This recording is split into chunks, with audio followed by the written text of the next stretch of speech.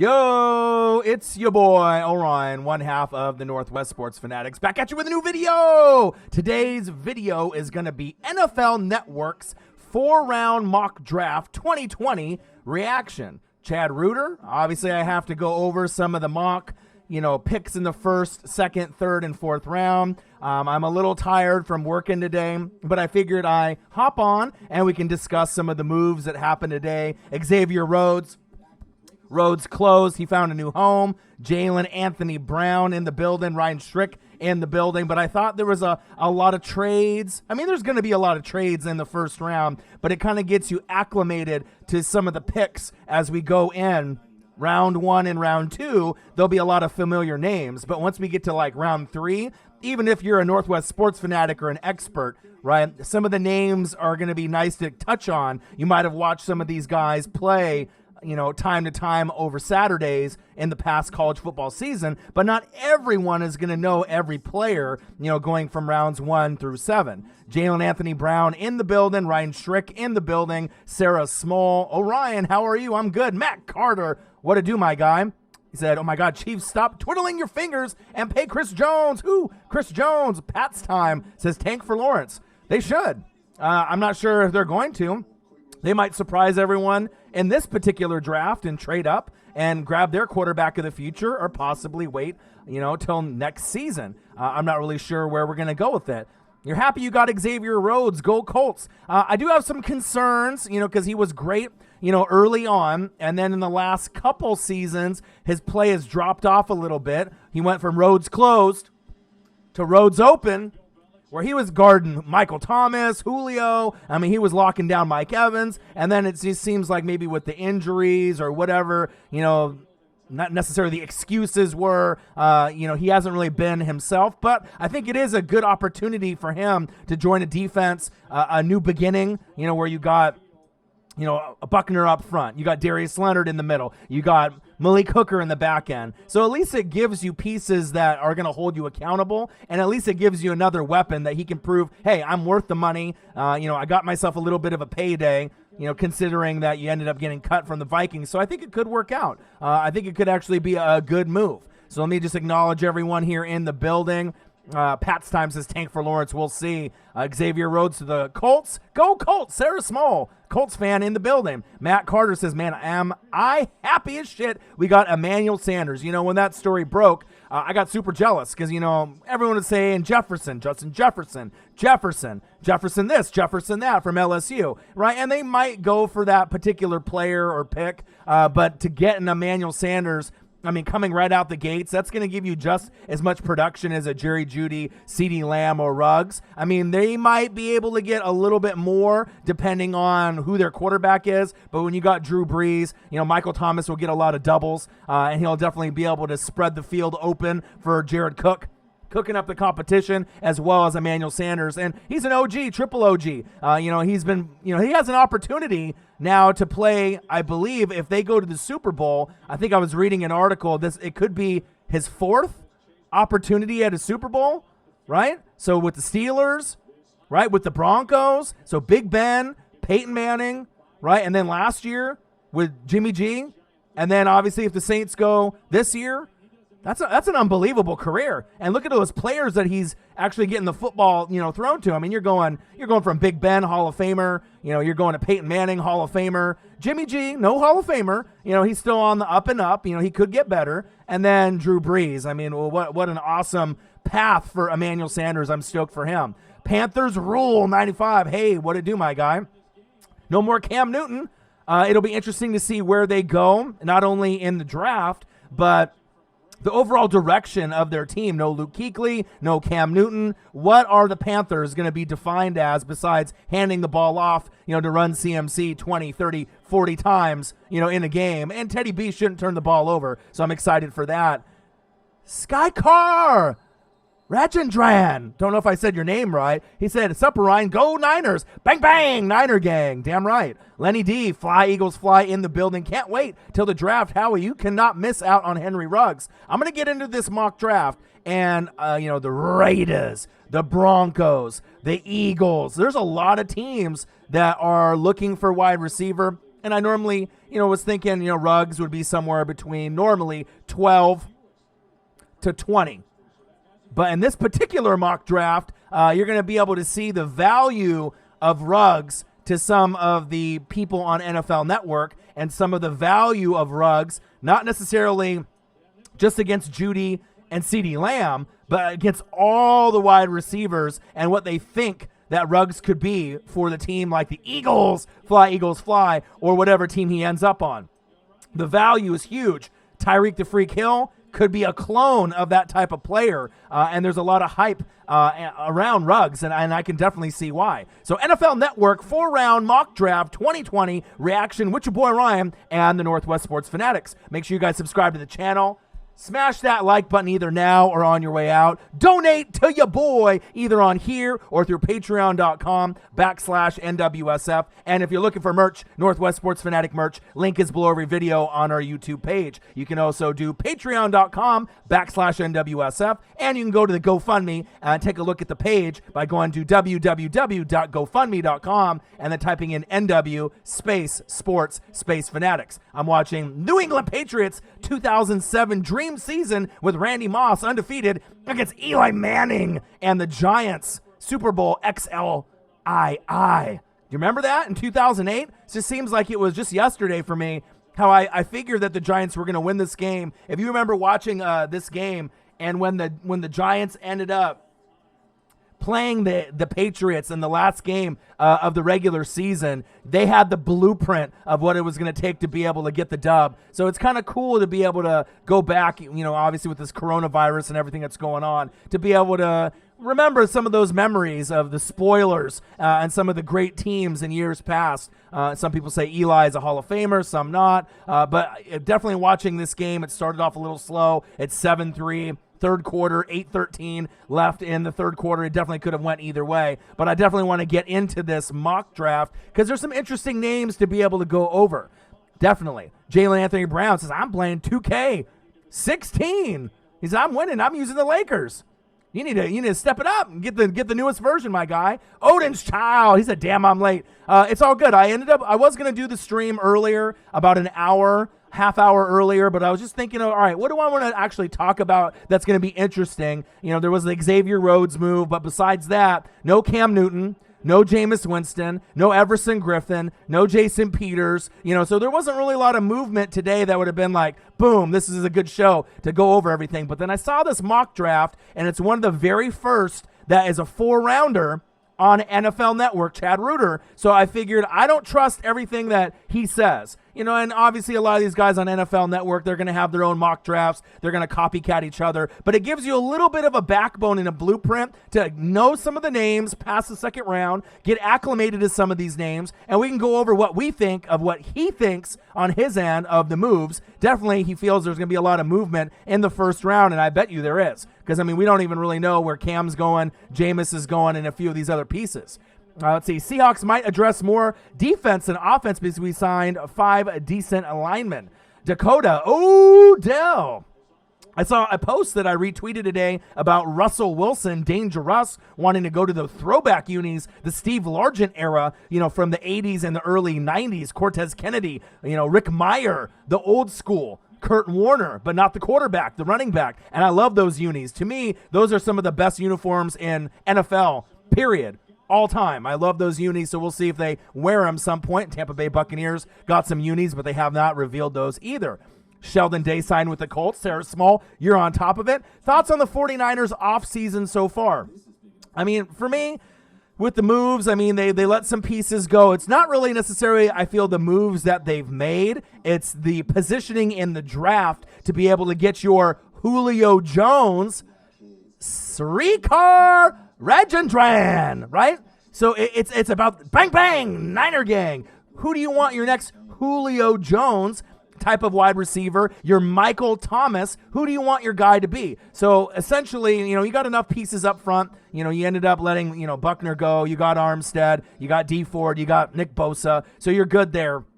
So I'm interested to see with the Niners if they end up going CeeDee Lamb or Jerry Jeudy, because more than likely it's going to be one or the other at 13. Raiders are going to be right there with you, back to back. So it's either going to be CeeDee Lamb, Jerry Jeudy, CeeDee Lamb, and to be honest, either one is going to be fantastic, for either team. But with the Niners, they have more of a complete team than the Raiders. So I would be shocked if they don't go any other route besides wide receiver. And not only that, you're getting an elite wide receiver, a guy that can make a Pro Bowl year one in CeeDee Lamb, Jerry Jeudy. And we'll talk about Ruggs here in just a minute. Let's see here. Odin's Child. I'm kind of pissed that Jones ain't signed yet. At least he's tagged, but this guy deserves payday. Agreed. Panthers rule, 95, $1.99. Panthers should draft Derek Brown. I know Tampa Bay Buccaneers have a lot of interest in the Auburn product, and he would look great in the NFC South. So I think an NFC South team will be looking his way, not necessarily maybe the Falcons, but I know Panthers might be looking that direction, but they got a lot of holes. You got to think they got a lot of holes that they need to clean up. Obviously Luke Kuechly departure. Isaiah Simmons would be a guy, if he's sitting there, would be a perfect fit to kind of step in for Luke Kuechly. Derek Brown's great, with the D tackle, nose tackle, out of that position. But you can get someone that's more of a need in the first round and address some of those other pieces later on. Panthers rule, $95, $1.99 to start off the donation pool. Thank you so much. I appreciate you. I'm going to go over all the questions, over all this mock draft. I just want to make sure I tell everyone that I appreciate you guys. I love you guys. You guys are the best fans on YouTube, the Fanatic family. Like I said, it's been tough working with the full-time job, but I have that energy. I have that passion, you know what I mean? And I got too much to talk about just to sit here and watch Super Bowl classics, XLII, Giants, Patriots, when I could share some information with you and what I think as well. But yeah, Chris Jones definitely deserves a payday as far as pass rushers. Chris Jones, who? Chris Jones. And for you young bucks, the millennials, that is a Mike Jones reference. Some of y'all older vets, you got that reference, but maybe some of the younger ones don't know who Mike Jones is, but I'll let you know. So, moving forward, Chris Jones deserves the money, yes or no? Absolutely. To me, out of all the guys on the D-line, and all the guys that pass rush, and all the guys that do all the intangibles, leadership, good footwork, good hands, good burst, good speed, coachable. He checks off all the boxes, so I don't know really what they're waiting for. At least they got him tagged for now, but they definitely need to throw out all the cash. I mean, to me, out of all the guys on the defense, you saw Frank Clark and his value, Chris Jones and his value, Honey Badger and his value. So with those guys, Patrick Mahomes is going to get his bag. He's going to get his money. But they definitely need to address arguably the best player on the defense out of any position. It's Chris Jones. I love Honey Badger. I love Frank Clark. I love some of the other players that are on the team, on defense. But to me, Chris Jones definitely is the most impactful player when healthy on that Chiefs D. And that's why I feel they're the number one team ranked in the power rankings, the way too early power rankings going into 2021. Pats time. In this draft, I could use the Pats trading up for Love or Herbert. If not them, then we can wait for Eason. Well, Eason's not going to be going anywhere. I mean, he's going to be sitting there, third round, fourth round. So it just depends on if they want to grab a player like that or stick with Stidham and just see what happens. Maybe Andy Dalton, maybe Cam Newton. They haven't really made a decision, though the most shocking outcome would be probably Jameis Winston to the Pats. But I still think the Pats will be a pretty good team. We just have to see what direction they go. If they go Stidham, I'm not necessarily saying they're tanking, for maybe Trevor Lawrence. But could you imagine Trevor Lawrence in a Pats uniform? I know a lot of y'all don't want to see that, but we'll have to see what they're thinking for this year and beyond. And if we went to the Super Bowl and won, man, that's definitely be a career. Damn right. Chiefs going for at least 4 in a row, to be honest. Hey, man, I love the Chiefs and everything that they're doing. Fantastic roster. And this is the beginning of the dynasty for them. They're about 2 years in, and they got a lot of room to grow. And like I said, when it's all said and done for Mahomes, who knows how many titles he'll have. He might catch up to Brady when his career is over and get somewhere in that 5 to 6 range. I mean, I know it's hard to get to Super Bowls. It's hard to win. But when you got a guy like Patrick Mahomes, I mean, he is definitely a game changer in this NFL passing league that we have been accustomed to in these last few years. Let's see here. Omar Khoury. He said, hey, what's up, man? I love your channel. Love you, man. I appreciate that. A lot of hard work, a lot of dedication, with the the game planning. You got to make sure you got the energy. You got to bring the focus. I'm always going to give that fire content. It's always going to be a fun show to watch. You're never going to hear me lazy or out of it. I'm definitely going to bring the firepower every time when you end up having a live stream with me. And you guys are the best fans. So any questions that you guys have, comment below. I don't figure to, exclude anybody. As you guys know, if you're, been one of the people that's been in the chat, I'm always, talking to everyone. I acknowledge everyone from top to bottom. Matt Carter, Tom to the Bucks was the most surprising. A little bit, you know what I mean? But I'm excited. Now I'm relevant again, so we'll see where it goes. I still think the Saints are going to be the top dog in the NFC South, but as long as I can get the second place over the Panthers and the Falcons, that'll be a good start for me. Hopefully I can get to that 9 to 10, 11 win range with Tom if he can stay healthy for the full year. But it's early. We're going to have to see. I still need to get a running back. DeAndre Swift would be nice from Georgia. Jonathan Taylor from Wisconsin. I definitely need a piece there. I need some pieces on the O-line and pieces in the secondary, but we'll see where it goes. Odin's Child says, I don't even know what I'd do if the Chiefs go 4 in a row. You guys would lose your minds. It'd be like the Buffalo Bills, except winning 4 years in a row. But you guys deserve it. For franchises, that have gone on a 50-year drought, with the Christian Okoye, the Neil Smith, Steve DeBerg. I've been watching football since '85, so I'm very familiar with the ups and the downs, with all the different names, that have slid through. Dante Hall, some of y'all don't know some of these names, but Derek Thomas. I've watched a lot of these guys in their prime, and Derek Thomas and Christian Okoye, they definitely would be proud, looking down and seeing what you're, been able to accomplish with the Chiefs and Patrick Mahomes. And like I said, to go through that drought, but knowing moving forward, you got the next big thing, in the NFL for years and years to come, and you're probably not going to see anybody like that for another 20, 30, 40 years, once in a generation. It's definitely got to be exciting for the Chiefs kingdom, and I love watching them. I love covering them because they are fun to watch. Matt Carter, hell yeah. Omar, best damn channel on YouTube. Damn right, man. And once we get AEW live again, I ended up watching it on my DVR, later after I got off work.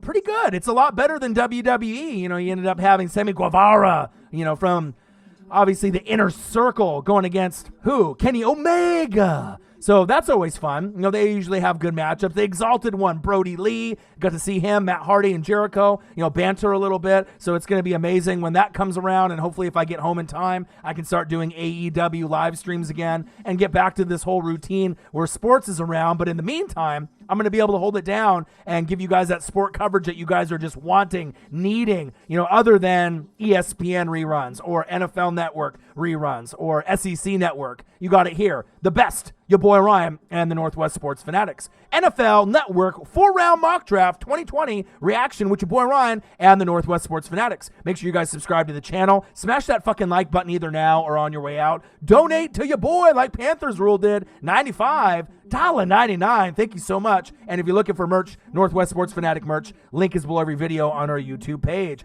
Paul Haywood, should be a great draft. Let's go, baby!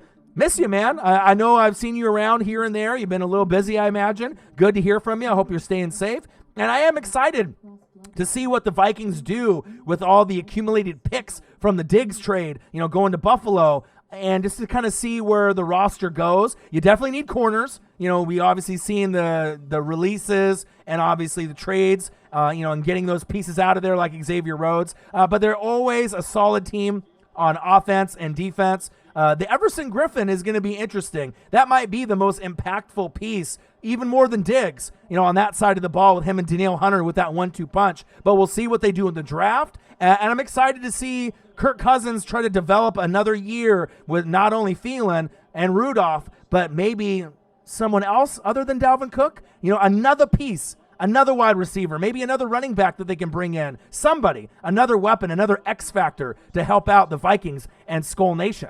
Jalen Anthony Brown, he says, how you doing today? I'm doing great, man. I'm tired, full-time job. It's one of those things where, you doing the warehouse work, it's a grind. But I'm here, man. I'm grinding. I'm here. And like I said, I'm always grinding on the channel. The dream to get this to 20K, and get to 3 million views. It's taken a little bit longer than expected, but I'm going to go over here just very shortly.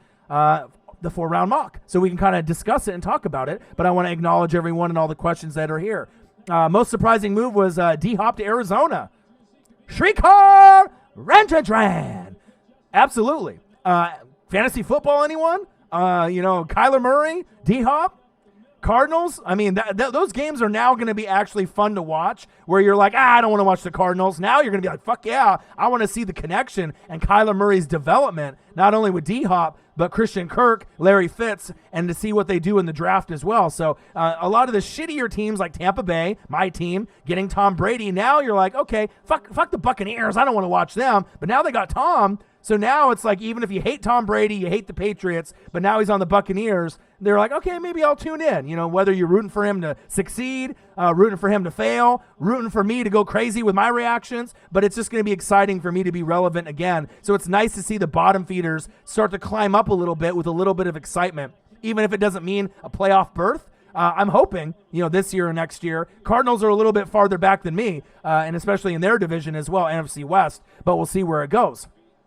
All right, let's see here. Let's see. Omar, the team that beat the Niners in the Super Bowl, he says. The Chiefs. So it's going to come to the wire. Odin's Child. Says, do we have enough time to run Wasp? Damn right. Lenny D, I'm not trying to start trouble, but Niners not the best, not even second best NFC is so stacked with talent. Nobody is consistent threats. Well, you know what I mean? You got to think the Saints are up there. The Niners are up there. The Eagles are up there. I would say, for sure. And then normally with the Packers and Aaron Rodgers, those are usually the top dogs. And then we're just going to have to see who the other underlining teams are going to be. Seahawks, Vikings, Tampa Bay. You know what I mean? You're going to have to kind of see some of the other pieces. Maybe the Rams bounce back. We're going to have to kind of wait and see in this draft and see where some of these pieces fall in the NFC. Cowboys, they might be able to make some noise. They haven't got Dak paid, but, they might be able to make a little bit of noise. Redskins, you know what I mean? There's always teams that go from worst to first or third to second or third to first. So it'll be interesting to see how it all plays out. Let's see here. You definitely have to say Niners are the second or third behind the Ravens. Well, if we're just talking about NFC, AFC supremacy, I mean, you end up having Chiefs and Ravens. Those are going to be the top dogs, more than likely, again, in the AFC. And then you got a few of those NFC teams that I mentioned as well. Saints, Niners, Eagles, just to name a few. Let's see here. Philly went to the Super Bowl too, so what's your point? I love this banter. Saints fans, Eagles fans, Chiefs fans. It's going to be crazy. Crazy. Jay Will in the building. He said, I want my Ravens to trade up for Simmons or Ruggs. More than likely, that's not going to happen. But if you look at the Calais Campbell move and, some of the moves that you guys already made, I know you guys were looking at Ndamukong Suh. The Bucs ended up getting the 1-year deal with him. So your defense is nice. The offense is going to be run, obviously, with Action Jackson, new wave, Lamar Jackson. Mark Ingram needs to stay healthy. You got Hollywood Brown, Mark Andrews. So you don't necessarily need those type of players, but if you ended up trading up, it just depends what it's going to do for the rest of your draft. And as you know, with Ozzie Newsome, when he was in control for years and years and years, he knows how to get the most out of the talent that he drafts year in and year out. Some of the best drafts I've ever seen came from Ozzie Newsome and the Ravens. So we'll see. I mean, I was really hoping for a Ravens-Chiefs AFC Championship game, and maybe we'll get that opportunity this season to maybe see if the Ravens can, pluck the Chiefs off, or if the Chiefs can run it back again and go back to back, as Drake would say. Let's see here. If y'all trade the 13th pick for our 21st, of course y'all think you'll be good. All the bantering already. All right, so I'm getting closer to kind of get caught up here with everyone. Derek Thomas, the greatest. He was great. Matt Hardy always has one of the best gimmicks. Damn right he does. Lenny D says, Chase Claypool, Jericho, the GOAT of the mic. Damn right he is.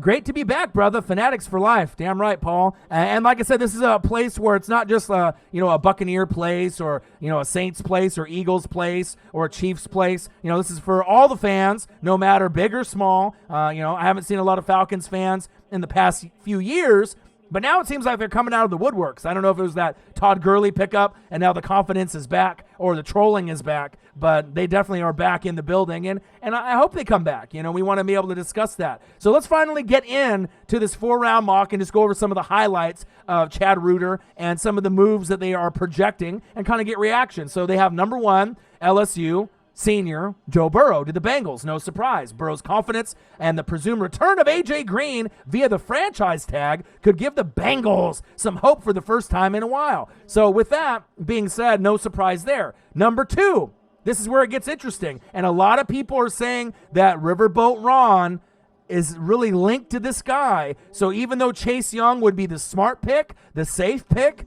right? So head coach Ron Rivera, Riverboat Ron, what does he like to do? He likes to gamble. If he's the guy coming in, Dwayne Haskins is not his guy. So, and then they ended up making a trade, right? Bringing in another QB, Kyle Allen from the Panthers. That's not his guy either. That might be a backup. I think Haskins is going to be on the move, even though Chase Young needs to be the guy that gets that draft status. He normally would be a number 1 pick in the draft if it wasn't for all these QBs.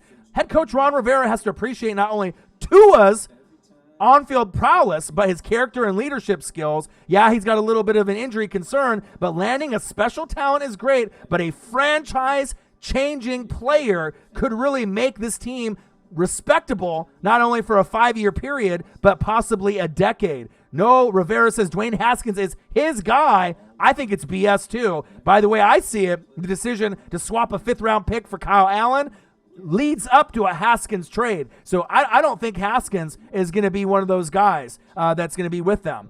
He says, got to go. Sorry, man, I'll catch you later. So we're going to see 1 or 2 scenarios. I mean, either Tua, I could definitely see this scenario happening where Tua goes to the Redskins. He has his quarterback, his guy, his Michael Vick, his Mark Brunell, his Scott Mitchell, his Steve Young, and then they go that route, right? Or they go Chase Young, the safe pick. But it just depends on the impact that you're going to have. Are you going to have a bigger impact with Chase Young, right? Maybe for short term or possibly more long term with Tua Tagovailoa. So I'm very interested to see if they end up firing the trigger and they go Tua and kind of shake up the draft if they go that particular route. So if the Redskins, that's probably going to be A, right, or B. Is it Chase Young, or is it going to end up being Tua Tagovailoa? I know with the Cowboys, the Eagles, and the Giants, they probably don't want to see Tua in the NFC East, just saying. But it would be interesting. The matchups would be really spicy. Dak and Tua, Carson Wentz and Tua, Daniel Jones and Tua. I definitely would be watching every single week because I love the NFC East. Then number 3, they need Okudah,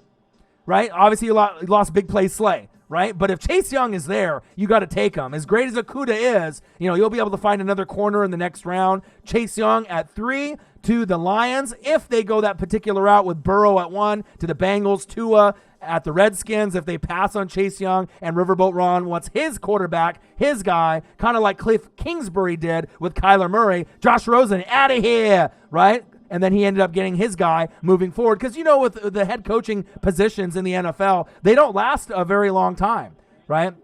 Odin's Child out of the building. Appreciate you, my guy.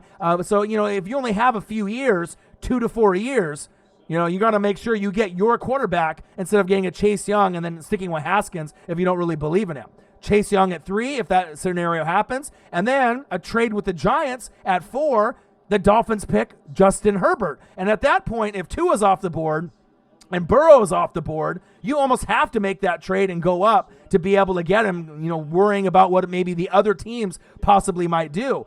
It would be a good fit, on the Dolphins. I would rather see him on the Chargers, personally, closer to home, West Coast kid. You'll be able to see where it goes. But Justin Herbert, Oregon, my guy, right, from the Oregon Ducks. Projected trade with the Giants. Herbert has the arm, the athleticism, the even-keel attitude to succeed in the NFL. He definitely needs to work on his accuracy. That could come in time, depending on the coaching that they have. The Dolphins have stockpiled picks in order to make this sort of trade happen, to prevent the Chargers or the Jags or another team, a surprise team, to jump up and grab them. So don't be surprised if Tua goes 2 and Burrow goes 1. There's going to be a lot of teams hungry to jump to that 4 spot to grab their quarterback of the future. Could be Justin Herbert on the Dolphins, or it could be the Chargers. Pick 5 with the Giants. projected trade with the Dolphins. This is the guy that they've probably been looking at, and they don't really want to move from this pick. Tristan Wirfs. You need to get a guy that's going to protect Daniel Jones, a guy that's going to be, near Hernandez, a guy that's going to be nasty up front. And they apply the franchise tag to Leonard Williams. The Giants need to focus on the offensive line with the pick, and that's going to be arguably the best pick on the O-line in this draft and one of the best, right back to back. That guy Becton, offensive tackle from Louisville, another one. So the trade of Russell Okung to Carolina gives the Chargers room for a new starting left tackle. So Becton is another nice piece. So depending on the Giants or the Chargers, if the Chargers can't get, Justin Herbert, they might be going with Tyrod Taylor. But maybe in this scenario, maybe Cam Newton goes to the Chargers. I mean, we don't really know. Nathan Dotson in the building. What to do, my guy? Number 7.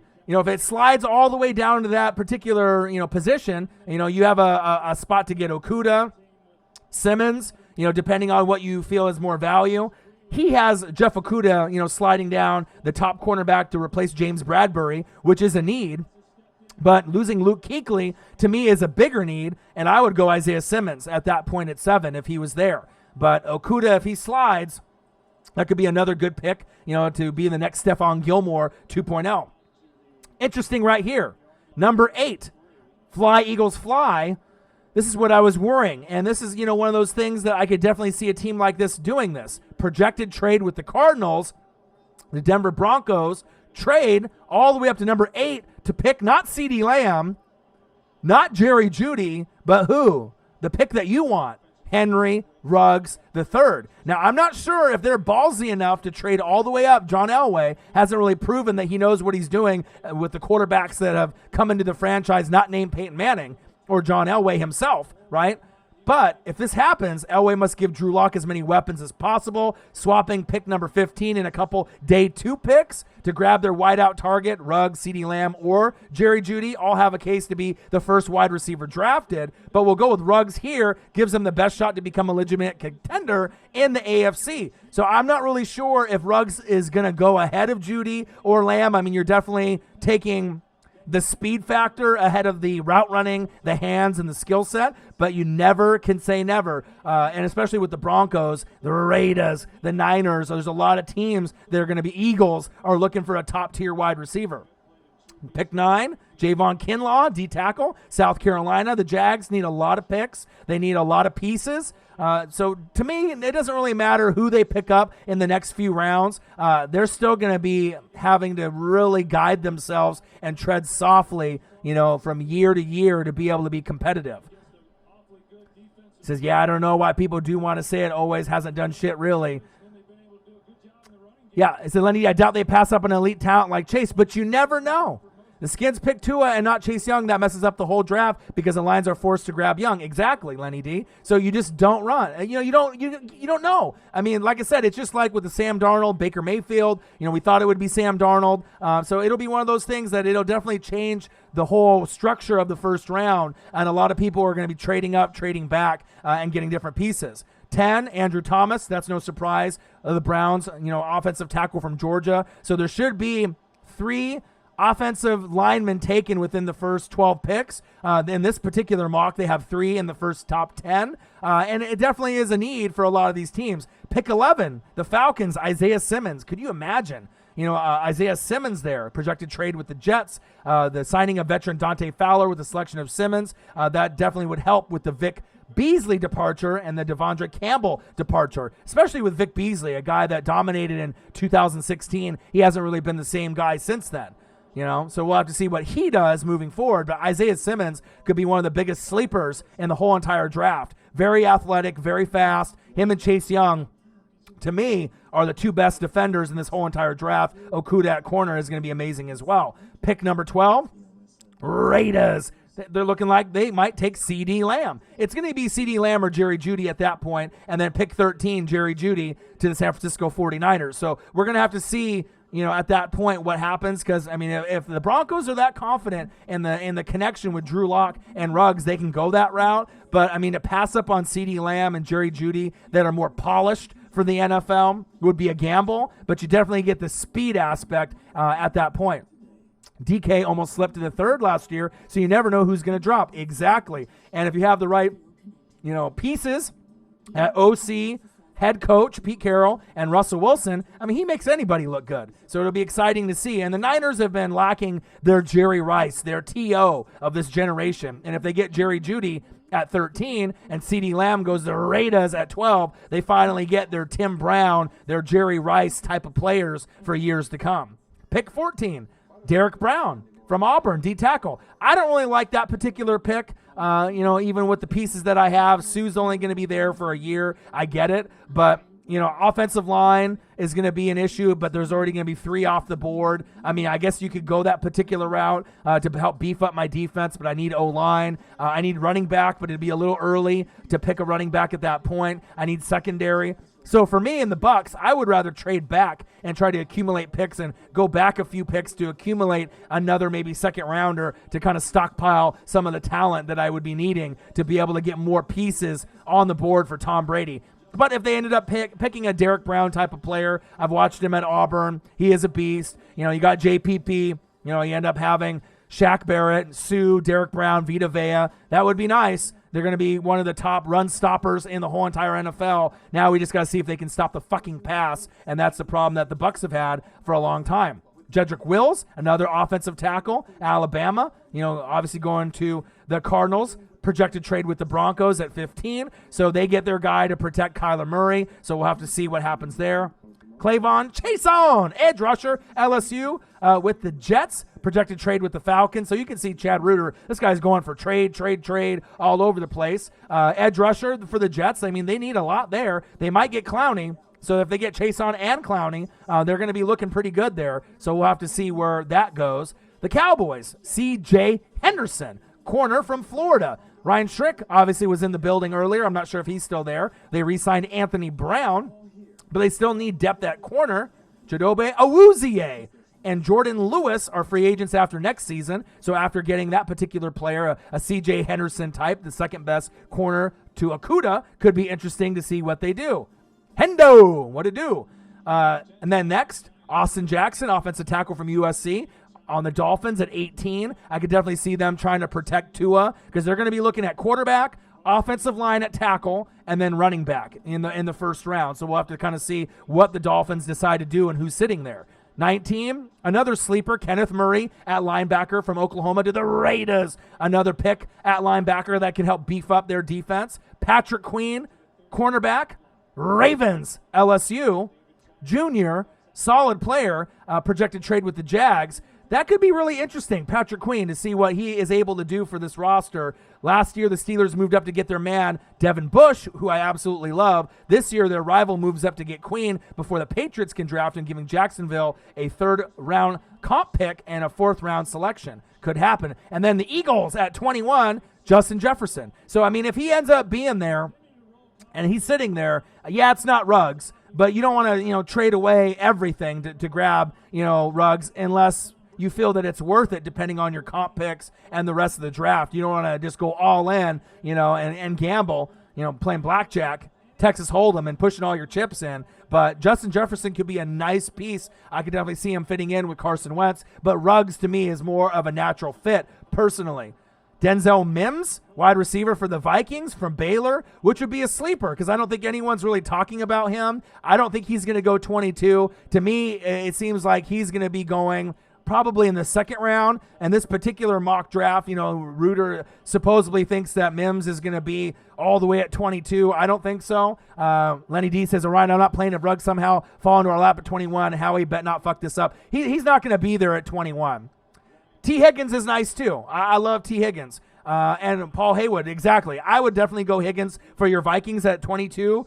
Definitely, like 110%. So I don't know what he's going for. He said trading Stephon Diggs makes finding a deep threat a receiver a high priority. Mims makes plays on the outside for Kirk Cousins like he did at Baylor. I get it. Mims is good. I've watched tape on him. I watched film on him. But T. Higgins, to me, is more of a complete wide receiver. And to me, I would definitely go that route. Orion, with Sportsnet on, would you consider making reaction videos to requested college football players? Sure. What I'm saying? Like, I'm working, full-time and grinding, but, I obviously I listen to the fans. I acknowledge all the fans. we're buds. You know what I mean? I help you with fantasy. You come here to talk trash and let me know about the Gators and the Chiefs, and and then we come here and we can banter and we can talk. But all in all, this is the Fanatic family, and anything that you want, for me to do, if I can find a video on YouTube with good quality to be able to do a reaction video. I mean, I did a few. I did CeeDee Lamb. I did Jerry Jeudy, Isaiah Simmons. I did Chase Young. So I did a few of them. Kadarius Toney would be a lit video to react to. Yeah, if I can find one on YouTube, definitely I'll try to do that for you. And like I said, for me, I don't care, if certain videos, how some YouTubers, they're like, oh, if it doesn't get 500 views or 1,000 views, I'm not going to do it. I mean, regardless if a video I do gets 100 views or 100,000 views, I mean, I'm still going to do it. I mean, I definitely like to, give back to the fan base, and you guys are the best. So, yeah, man, if I can find a video, or if you have a link for a video, I'm not sure if anyone's ever done a Kadarius Toney video just yet, besides maybe someone that's hardcore like us into football. But if you can find me a link, let me know. Paul Haywood says, I would want either T or Raygor in the squad, but Mims hype train is going to screw a team maybe, but T has been great all 3 years for my Tigers. Yeah, wouldn't that be great? Diggs out, T. Higgins in, and I think T. Higgins is more of a natural fit. He'll be able to have the leadership. He can go up at the high point to catch the football. I love everything about T. Higgins, and he might be that sleeper. Jerry Jeudy, CeeDee Lamb, Ruggs, and then that Jefferson, T. Higgins, and that next tier. He could be one of the better sleepers in the whole entire draft. I definitely believe that. So my sister dated Denzel Mims in high school. Really? Shut up. Really? For real? Nathan Dotson's like, yeah. Jordan Love at 23 to the Chargers. So we'll have to kind of see if that happens, because, I mean, it might be Cam Newton. It might be a different player. They got Tyrod Taylor. So Jordan Love could be like a poor man's Patrick Mahomes, and he could learn at that point. Projected trade with the Patriots. So we'll have to kind of see what happens with the Chargers. If they don't get Justin Herbert, they're going to be crushed. I'll tell you that right now. They want Justin Herbert, period. The Chargers are all in on Justin Herbert to me, based on what I've read. You know what I mean? Obviously, there's going to be some smoke. Who wants to smoke? I want all to smoke, right? But I honestly feel, being a West Coast kid, they like to draft players, from the Pac-12 and formerly of the Pac-10. I mean, if Jordan Love is there, I mean, they're almost like, okay, we have to grab Jordan Love at this point, because more than likely the following year, you're not going to get Trevor Lawrence. But I definitely think that would be like, their best case scenario, and they're like, I guess, so they're almost like forced to grab Love at that point. Pick 24, projected trade with the Saints, James Lynch with the Panthers, D-end.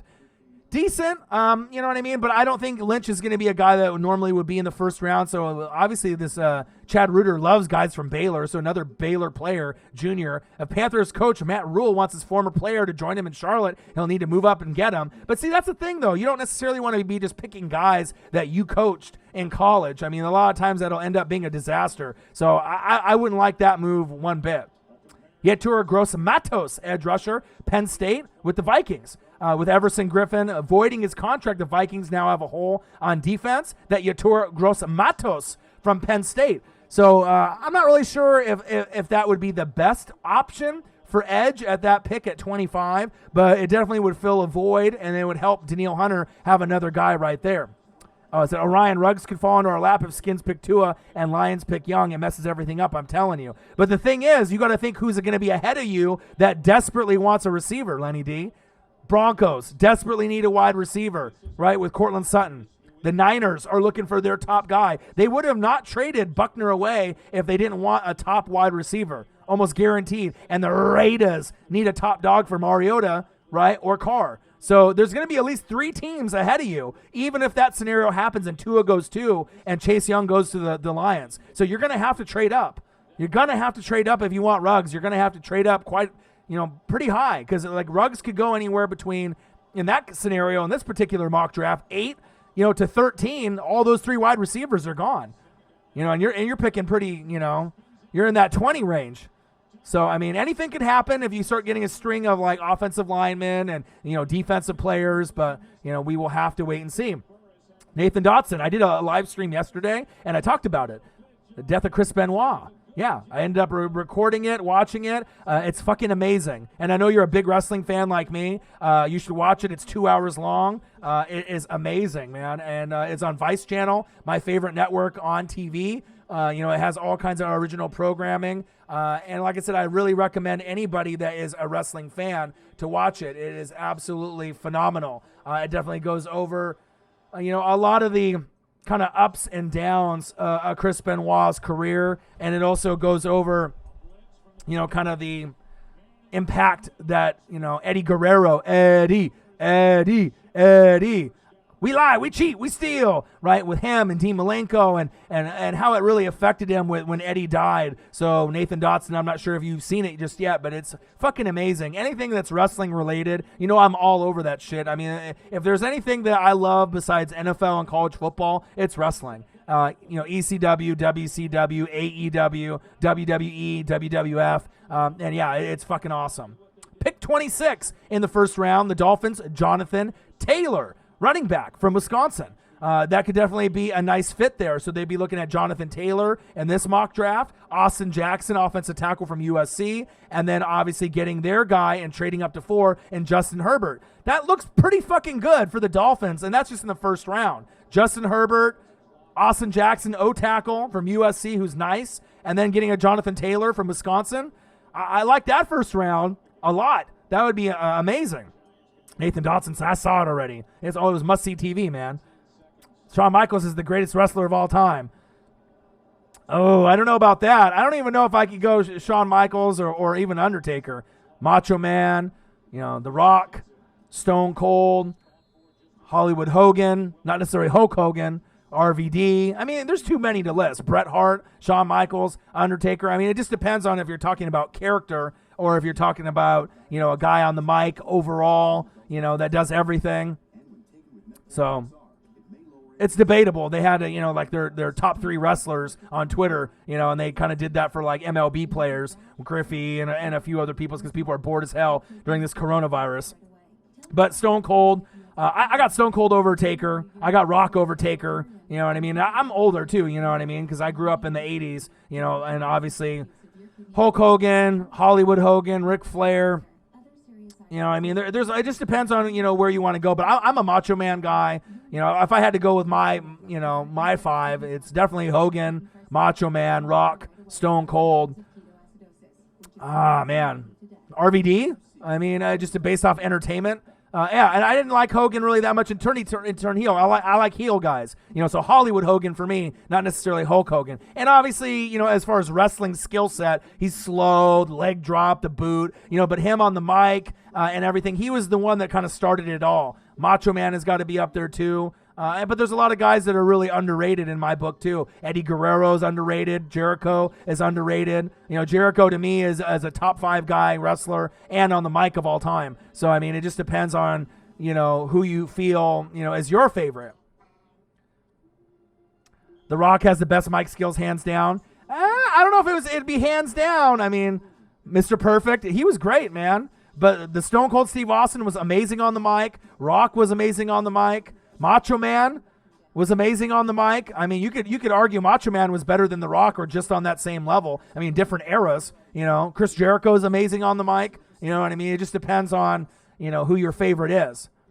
And obviously, Rock is the heel. And everyone is better as a heel. Hollywood Hogan better than the Hulkamaniacs, right? Heel, way better on the mic. Everything that he did. Macho Man is a heel, better.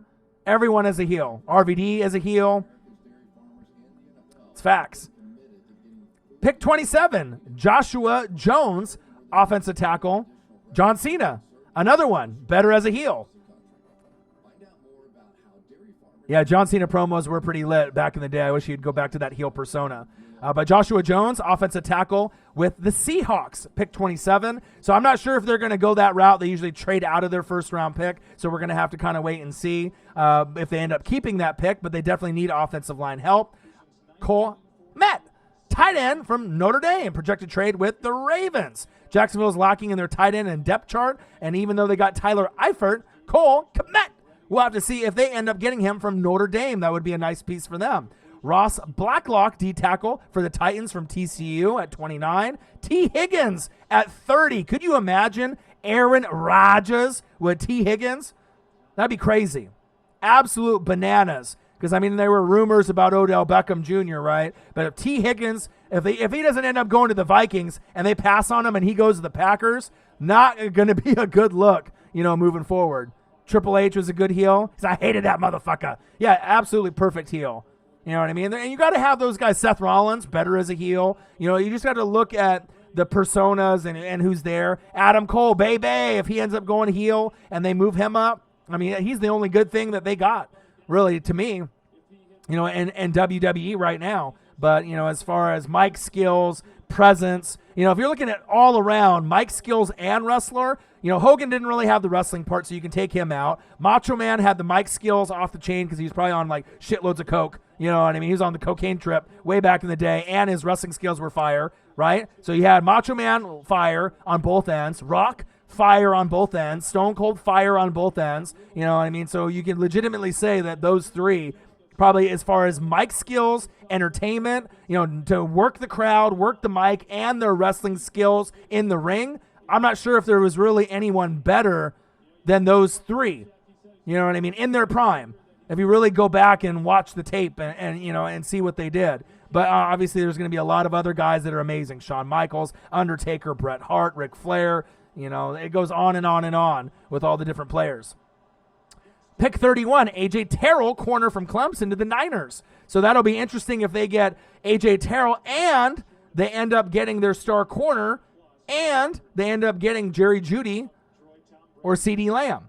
So it'll be interesting to see. They're going to get their star, Randy Moss, Megatron kind of Julio Jones-ish kind of player. And then in the late of the first round, getting that corner. And I know that they really love this player, so that could be really big since obviously, as you know, Richard Sherman is getting a little bit older now, getting towards the back end of his career. Chiefs, Terrell Burgess, corner from Utah. So I know he's considered a safety by most, right? But he could play anywhere. Corner, safety, shit, they might even be able to throw him at wide receiver, for some trick plays from time to time. So if they end up going for him at corner at 32 in Chiefs Kingdom, I definitely could see that could be a possibility. I've seen other mock drafts where they have running backs there, even though the running back position is pretty solid in my eyes. I mean, they could actually add a little bit more depth, but there's going to be other pieces that they could, add to their roster to make them even more deadly, moving forward. NFL Network 4-round mock draft 2020 reaction with your boy Ryan and the Northwest Sports Fanatics. Make sure you guys subscribe to the channel. Smash that like button either now or on your way out. Donate to your boy like Panthers Rule did, $95.99. Who will be the next to show some love and support the channel during this coronavirus? Your boy's entertaining you. NFL Network 4-round mock draft 2020 reaction with your boy Ryan and the Northwest Sports Fanatics. Make sure you guys subscribe to the channel. Smash that like button either now or on your way out. Donate to your boy either on here or through patreon.com/NWSF. And if you're looking for merch, Northwest Sports Fanatic merch, link is below every video on our YouTube page. You can also go to the GoFundMe and make a donation there as well. Let's go to round 2, where it gets really interesting. So the Bengals, Joe Burrow, first pick. Then they get pick number 33, the first pick in the second round, Zach Bond, linebacker from Wisconsin. So senior, red shirt, that could be a nice fit. The Bengals have so many fucking holes. So for me, they're going to be able to go a number of positions, a number of players, but they're still going to be at the bottom of the barrel, in that AFC North. I've always been impressed with Taker's strength. He has tombstone the biggest guys in wrestling. And as far as his character is concerned, you could say that's the number one character in wrestling of all time, period. You know what I mean? So I'm an Undertaker fan. I mean, I've watched him from the very beginning with the purple and the black and, going with, the early days, like it was like 91, 92. I remember I was like maybe 9 or 10 years old. It's a crazy time to be able to see a guy grow, from the young buck until like kind of the back end of his career. But he definitely is a legend, and he's definitely one of the best of all time. Pick 34, the Colts, Laviska Shenault. So wide receiver, Colorado. The Colts, they need wide receivers desperately. There was an article today on NFL Network and on ESPN. Phillip Rivers needs help, T.Y. Hilton, and who else? They definitely need a lot of help there. Paris Campbell and a few others, but they don't have enough. So Shenault would help, kind of, help a little bit, with some of the weaknesses that they have on the outside and the inside, but they still need a lot more than that. Pick 35, the Lions, Neville Gallimore, D tackle from Oklahoma. Curtis Weaver for the Giants at 36 on the edge. Patriots at 37, Lloyd Cushenberry, center. Obviously, they're going to need one, and the Cowboys are going to need one as well. So it's going to be interesting to see with Travis Frederick gone, where they go moving forward with that pick. And then with the Saints, if they trade out of the first round with the Panthers, Jalen Johnson, cornerback at 38. I'm not sure if they're going to go corner with their first pick, especially if they trade back, but you never know. That's what he seems to think, but I doubt that would happen. Giants, center, Cesar Ruiz from Michigan, getting another guy up front to be able to protect Daniel Jones. I like that. Terrell Lewis, edge rusher from Alabama to the Texans. They've already fucked up their whole team, period. So moving forward, who knows where that's going to go. Damian Lewis, offensive guard with the Browns at 41. Christian Fulton, corner at 42 to the Jags. Grant Delpit, safety, LSU to the Bears. I hope he doesn't go to the Bears just because he's too good of a talent. He's a first-round talent and arguably one of the best players that would slip to the second round. They could definitely use him there with all the key pieces that they have with Khalil Mack and company. He would fit in beautifully, but the offense with Trubisky and and everything that they got going on there with the Bears, it's not looking too hot. I don't care who's there. Mitchell Trubisky, Nick Foles. It's not looking good, and it's not going to be looking good for quite some time. Ezra Cleveland, offensive tackle at 44. And then my Bucks at 45, DeAndre Swift at running back. I would absolutely love to have him. If I couldn't get Jonathan Taylor, that would be right up there on my list. So if I can get that running back of the future in the second round from Georgia, I absolutely would be thrilled to have him at 45. AJ Espinosa, edge rusher for the Broncos at 46 from Iowa, which would be a great fit. Marlon Davidson, D tackle at 47 to the Falcons.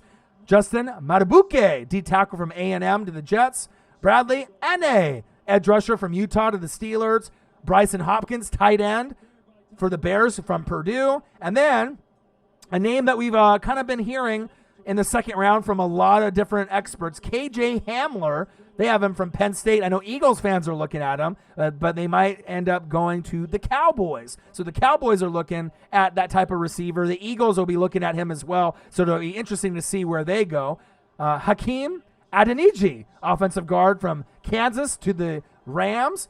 Jeremy Chin, safety to the Eagles from Southern Illinois. I haven't seen too much tape on Jeremy Chin, safety from Southern Illinois, but it'll be interesting to see if they go that particular route. Pick 54, Clyde Edwards-Helaire, running back from LSU to the Bills. That would be a great fit. Josh Uche, edge rusher from Michigan. Kayvon Wallace, safety for the Dolphins at 56. Brendan Ayuk, another sleeper for me.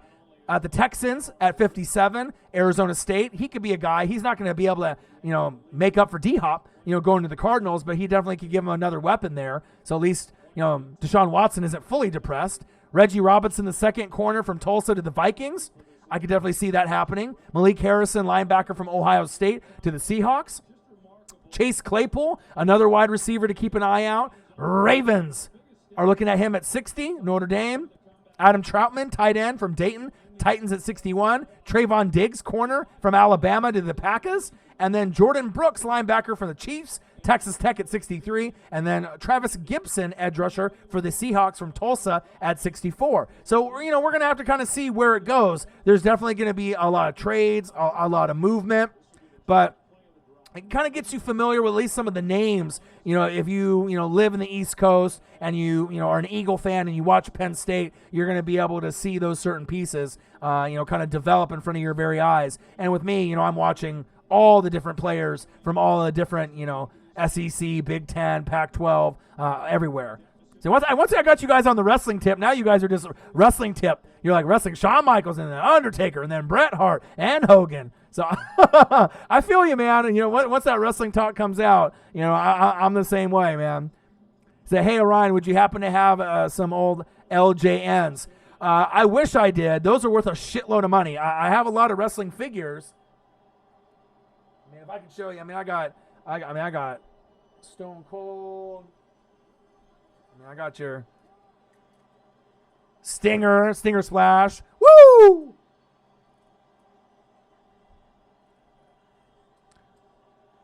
Scott Hall.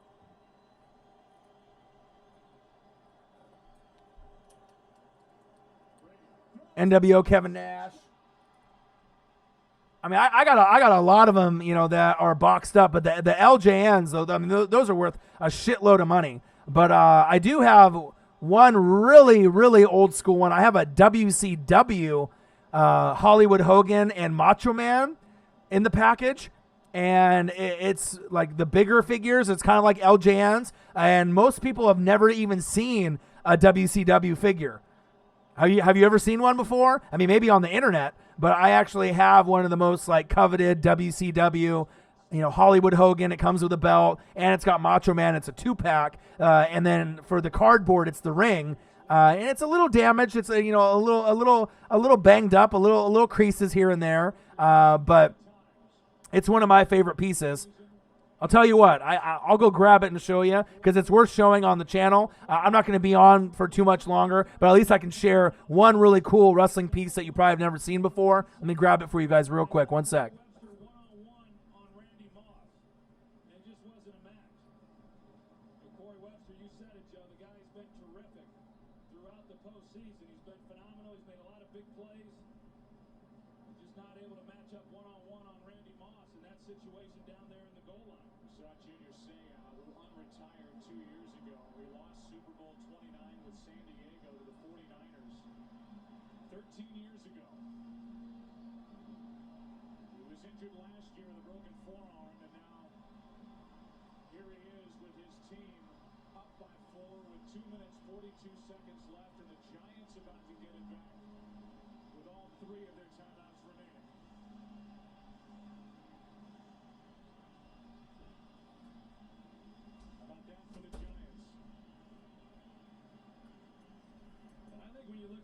All right, I'm back. Are you guys ready for the reveal? You guys are going to shit your minds.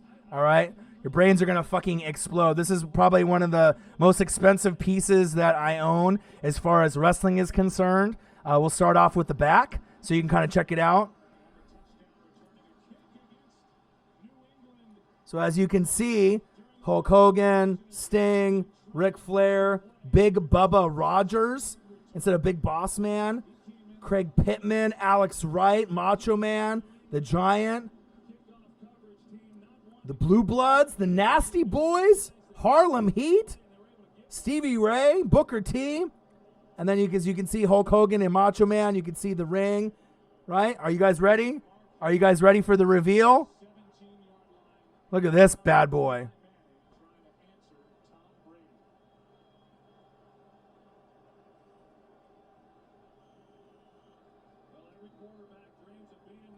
Dope, right?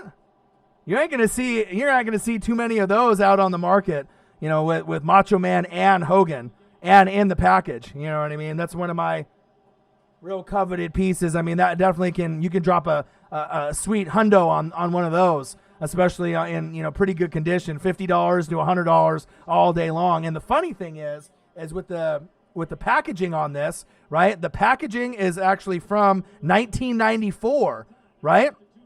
But the NWO Hogan, the NWO didn't start until 96. So they actually made the background with Hulk Hogan and Macho Man in 94 and then just ended up inserting the NWO Hogan a couple years later, which is kind of cool, you know what I mean? And since WCW is very rare, they didn't really have a whole lot of figures that were available.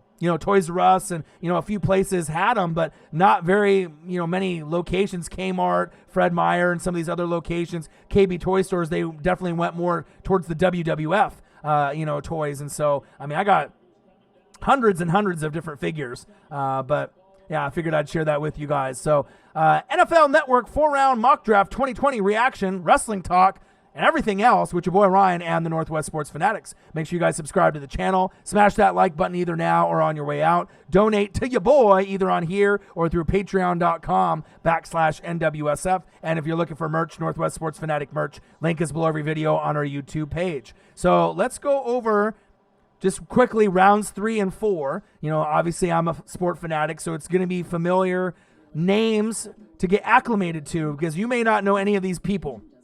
But at least after hearing the names and where they go to college, you can kind of look them up and then maybe have a face with a name to get more familiar. Round 3, Isaiah Wilson to the Bengals, offensive tackle from Georgia. Brian Edwards, wide receiver, South Carolina to the Redskins at 66.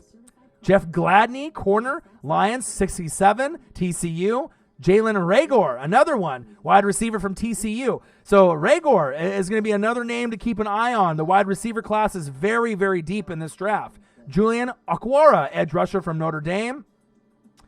Jake Fromm, pick 71 with the Patriots. Projected trade with the Chargers. So look to see maybe if the Patriots have their eye, on Jake Fromm, in the 3rd, 4th, or 5th round. It's definitely possible. J.K. Dobbins, running back, 72 on the Cardinals. Xavier McKinney, safety, Alabama at 73. I definitely could see the 3rd rounder going there. There's going to be a lot of talent in this 3rd round. Jacob Eason, quarterback. Colts, pick 75. Matt Pert, offensive tackle for Tampa Bay from Connecticut. They look like the LJNs. They kind of do, don't they, those WCW figures? Lecky Fotu, D-tackle for Utah to the Cardinals. Antoine Winfield Jr., safety to the Jets. And then Ben Bartsch, offensive tackle to the Jets back-to-back. And then Cam Akers, running back, the Raiders. Troy Pride Jr., corner to the Raiders. I know the Chiefs are looking at him as well. Troy Pride Jr., a lot of people in that AFC West division. So we'll have to see where Troy Pride Jr. from Notre Dame, corner, goes. It's kind of a sleeper. Not a lot of people, talk about him, but he could be a guy that makes some noise. Alton Robinson, edge rusher, Cowboys from Syracuse at 82. Darrell Taylor, edge rusher, 83 from the Cardinals. Jacob Phillips, linebacker, Rams at 84. Zach Moss, running back from Utah. He actually had a great career. Lions, if they end up grabbing him, that gives them another piece that they could add to their stable, there on Detroit. Jabari Zuniga, edge rusher from Florida with the Bills at 86. Patriots get another tight end, their Gronk replacement. Harrison Bryant, tight end from Florida Atlantic, a small school. We'll see if they go that route. Kyle Duggar, safety from Lenoir Rhine. Vikings, I definitely can see he's been really climbing up the draft boards, and I could see him, going from such a small school. He definitely had a good combine, so we'll have to see where he goes. Davon Hamilton, D-tackle, Ohio State at 90. Laurel Murchison, D-tackle, Raiders from NC State. Ben Bredesen, offensive guard for the Ravens at 92. Damon Arnett, corner at 93 from the Titans. Akeem Davis Gaither, linebacker from Appalachian State, another small school guy to keep an eye on. Matt Hennessy, center from Temple to the Broncos. Michael Pittman, wide receiver from USC to the Chiefs at 96. I'm not sure if they're going to grab him there, but he'll be floating around that 3rd or 4th round range. Brandon Jones, safety, Texas to the Browns. Solomon Kinley, offensive guard, pick 98 in the 3rd round to the Patriots. Emick Robertson, corner to the Giants at 99. Logan Wilson, linebacker from Wyoming at 100 to the Patriots. So they're starting to kind of clean up on some of the picks. Kevin Dotson, guard, Louisiana to the Seahawks at 101. Jalen Hurts, quarterback, Oklahoma, Steelers, pick 102. I like him being on the Steelers or the Cowboys, just depending on if Jameis Winston is Ben Roethlisberger's backup. And if not, Jalen Hurts could be a fit there. But I think Jalen Hurts would be a better fit behind Dak. Because if they can't get the Dak situation handled, Jalen Hurts is almost a clone of Dak Prescott. Davion Taylor, linebacker for the Eagles at 103 from Colorado. Levante Bellamy, running back, Western Michigan for the Rams at 104. Jonah Jackson, offensive lineman from Ohio State at 105 for the Vikings. And Alex Highsmith, edge rusher from Charlotte. So, we're going to have to really see where it goes, in the draft. A lot of people aren't going to be familiar with names after the 3rd round. 1st, 2nd, 3rd round definitely has a lot more talent in this draft than I'm used to from all different positions. So I hope Mayock can put 2 good drafts together in a row. I think he will. Him and Gruden know how to evaluate talent. And if you ever watched, the NFL Network, and if you looked at like Mike Mayock's mock draft, he always was more accurate than the other guys, right? Look at all the other guys that do mock drafts, especially the quote-unquote experts on ESPN, Kuiper, McShay. Those guys are fucking horrible. They never get shit right. And those are the guys that are professionals that supposedly are all in and have close, relations with the coaches and the teams. And if you look at Mike Mayock's mock drafts in the past, he normally would have a higher percentage than almost any, different representative, on NFL Network, ESPN, or any other, website or establishment, in my opinion. So I think that they definitely will do a good job for the Raiders. And I miss them in the draft. process, because definitely he's one of those personalities you can trust that he knows what he's talking about there. Absolutely.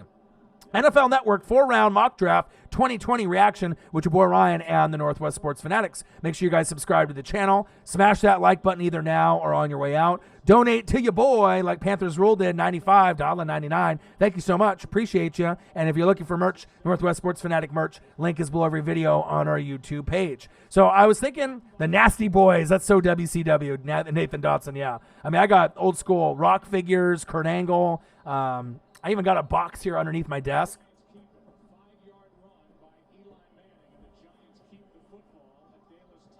I don't know if I can actually show you guys. You'll be able to kind of see.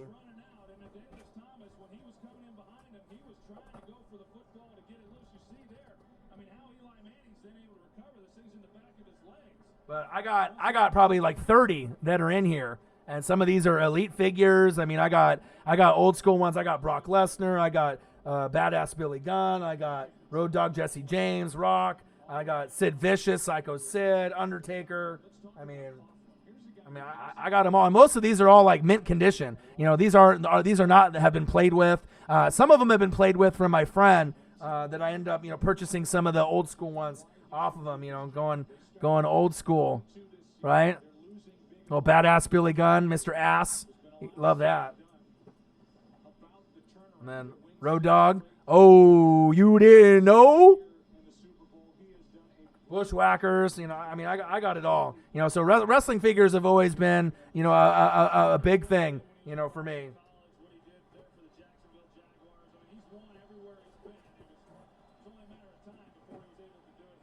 Yeah, but I still got rings. I still got cage attachments, still in the box. I mean, I got all kinds of things, because I'm a big toy collector. So those are just the loose ones, but I usually have, many, that are still in the package, obviously to keep the value and, so that way I can have my man cave at some point, if I end up, finding a room that I can put everything in. So, been on for about an hour, kind of went over a good chunk of the first and the second and the third round. Oldies but goodies, damn right. Do you guys have anything else that you guys want me to go over or cover? Because I figured I didn't want to go too long, today, maybe like a half hour, to an hour. Again, I'm going to try to live stream tomorrow. Hopefully Cam Newton or Jadeveon Clowney or Everson Griffin or Jameis Winston ends up signing tomorrow. If not, the iconic Tyree from Eli Manning helmet catch is on NFL Network right now on 3rd and 5. Amazing. But I'll definitely be able to go over wrestling or WCW, ECW, WWE, anything you guys want to go over. I can definitely go over that. Do I have Gerald Black and Gold Light Toes? Who dat? You dat? How's it going, my guy? I was actually going to get closer to kind of leaving the stream since I've been streaming here for about an hour, since I did about an hour yesterday, and I want to try to do, a live stream tomorrow as well. But I can kind of go over kind of the draft and kind of the processes that they're thinking. How's it going, Gerald? Things going good for you, I hope. Staying safe out there. NFL Network 4-round mock draft 2020 reaction with your boy Ryan and the Northwest Sports Fanatics. Make sure you guys subscribe to the channel. Smash that like button either now or on your way out. Donate to your boy like Panthers Rule 95 did, $1.99. Every dollar counts. And if you're looking for merch, Northwest Sports Fanatic merch, link is below every video on our YouTube page. You can also donate at patreon.com/NWSF. And then you can also donate at our GoFundMe, NW Space Sports Space Fanatics, and make a donation there. Galactic Playa says, I like your hat. Thank you. Appreciate that, man. Go Ducks. So I've been quarantined and just wanted to say hi, just chilling like everyone else is. Nice. So I'll go over it again, just kind of go over the mock draft because I figured I wanted to kind of go over what it is. Go Ducks. Just got that out of the way. Watching the Giants and Patriots Super Bowl from 2008 with the David Tyree famous catch. So they got Joe Burrow, Bengals at 1. And then with the Redskins, instead of picking Chase Young in this particular mock draft, what'd it do? He said, what does the mock draft have that the Eagles taken? I'm going to go over it. I was actually going to leave the stream. Gerald hopped in. Galactic Player hopped in. Anti, you just hopped in. So let's go over it again. I'll stay in the chat and the live stream a little bit longer just to kind of go over, because you guys are, obviously very loyal, and I want to go over some of the projected picks. So this is Chad Reuter. This is one of the very first 4-round mocks. Joe Burrow at 1 to the Bengals. They have Tua going 2, not Chase Young. And can you imagine what that's going to do to the rest of the draft as they kind of stockpile picks, and things are going to be going crazy at that point. People trading up, people trading back. But then they got Tua, because Riverboat Ron doesn't believe in Dwayne Haskins, and I feel that he doesn't. And even though Chase Young is the safe pick, the smart pick, probably the better player career-wise, Tua at 2 to get his guy. Because if Riverboat Ron only has 2 to 4 years with the Redskins before he gets fired, he's going to want to have his quarterback when he had Cam Newton. So he would probably want a guy like Tua rather than Dwayne Haskins, because what's Chase Young going to do for you with Kerrigan and the defense? Yeah, you got a lot of Alabama players and you got that defense there, but do you really think you're going to compete, with the Giants and the Eagles and the Cowboys with Dwayne Haskins? I don't know. You know what I mean? We got to see, right? But they got Tua at 2, Chase Young falling to 3, right? Because I don't know. I think Dwayne Haskins is a project, but I think Tua's better, personally. Chase Young at 3. Justin Herbert with the Dolphins trading up with the Giants at 4. Because obviously if Tua goes 2 and Burrow goes 1, there's going to be a lot of teams, the Jags, the Dolphins, the Chargers, all scrambling for a QB. So Justin Herbert at 4 with the Dolphins. Tristan Wirfs, Giants at 5. Becton, offensive tackle. Mekhi at 6. And the Chargers would be really missing out because, they got Tyrod Taylor there, but they don't want to necessarily go Becton. They want Justin Herbert. So if the Dolphins trade up and get him, that's going to be crushing blow for the Chargers. Okudah could drop all the way to 7 to the Panthers, but if it was me, I would actually go for Isaiah Simmons at that point and get your linebacker of the future to replace Luke Kuechly. But Okudah could be good because that would replace James Bradbury. So we'll have to kind of see where that goes. But all in all, if Okudah slides from 3, if Chase Young goes there to the Lions, Okudah going to the Panthers would be a steal. Henry Ruggs with the Broncos, projected trade with the Cardinals. They have him going as the number 8 pick. Ruggs over CeeDee Lamb and Jerry Jeudy. Anti is an Eagle fan, Nathan Dotson. I remember. So they got Ruggs going at 8 to give, obviously, Drew Lock as much weapons as possible. Javon Kinlaw, Jags at 9. Andrew Thomas, offensive tackle, at 10 to the Browns. Isaiah Simmons dropping all the way to 11 to the Falcons, which would be huge since they don't have Vic Beasley anymore. That would be I wouldn't want to see Isaiah Simmons in my damn division, having to see him twice a year, but that could be a fit there. So it could be an NFC South team, Panthers or Falcons, that take him. Raiders, CeeDee Lamb at 12. And then the Niners trading away Buckner away to the Colts, get their Randy Moss, their Calvin Johnson, their Julio Jones, and Jerry Jeudy. So obviously you got to see with, the weapons that Mahomes has on the Chiefs, the weapons that Jimmy G had on the Niners, they were lacking that top-tier wide receiver. So Jerry Jeudy at 13. Derek Brown, D-tackle for my Bucks at 14. I would probably rather trade back than pick him there, but we have to kind of see. Odin's Child, what it do, my guy? Old lady's water lines blew apart. Oh, shit. Is everything okay, my guy? I hope it is. But I'm starting over, kind of going over, the picks. I don't think you got to kind of go over the Chiefs. I'll go over that with you. Nathan Dotson as well, Odin's Child. So they got Derek Brown, D-tackle for the Bucks. I would take him since we only have Sue for a year. But you got JPP. You got Shaq Barrett. You got Sue, Vita Vea. Derek Brown, if you ended up getting D-tackle from Auburn, I definitely would be... I'm one of the best run-stopping teams from last year, and they would continue that trend with Tom Brady this year. Jedrick Wills, offensive tackle at 15.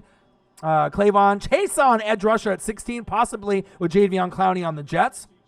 C.J. Henderson, corner for the Cowboys. I like that. Austin Jackson, offensive tackle from USC. So in this particular mock, they would have Justin Herbert trading up at 4. Austin Jackson at 18, which I love. Right? And then they would also get another player, Jonathan Taylor, at the end of the draft. That's a hell of a first round. If you ended up getting Justin Herbert, Austin Jackson from USC, offensive tackle, and Jonathan Taylor from Wisconsin, you'd be looking good for the Dolphins. I mean, he's still got a long ways to go, but it'd be looking good.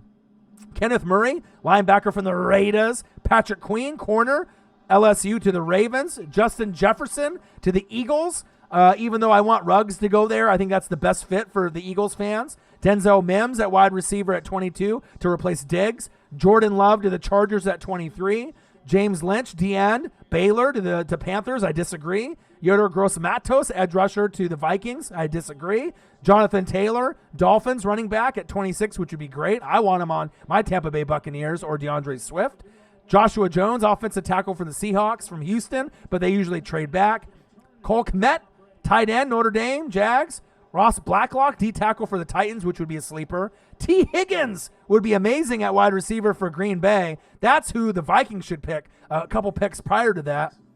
Niners, A.J. Terrell, corner. So they could end up getting their Jerry Jeudy and A.J. Terrell. So they could end up getting their star receiver and corner. And then they got some mock drafts. Odin's Child, Nathan Dodson, as you've seen running backs like Jonathan Taylor, DeAndre Swift. They have some of those positions. But corner, right? Terrell Burgess, Utah, senior. Considered a safety by many, but I think he could play in the slot. Even outside if given the chance. The Chiefs could use help at both spots. So if they go that route, it's possible if they go corner in that first round. So we'll have to kind of see what the Chiefs do. But regardless of what they do in the draft, they're the number one team in the way too early NFL power rankings, in my opinion.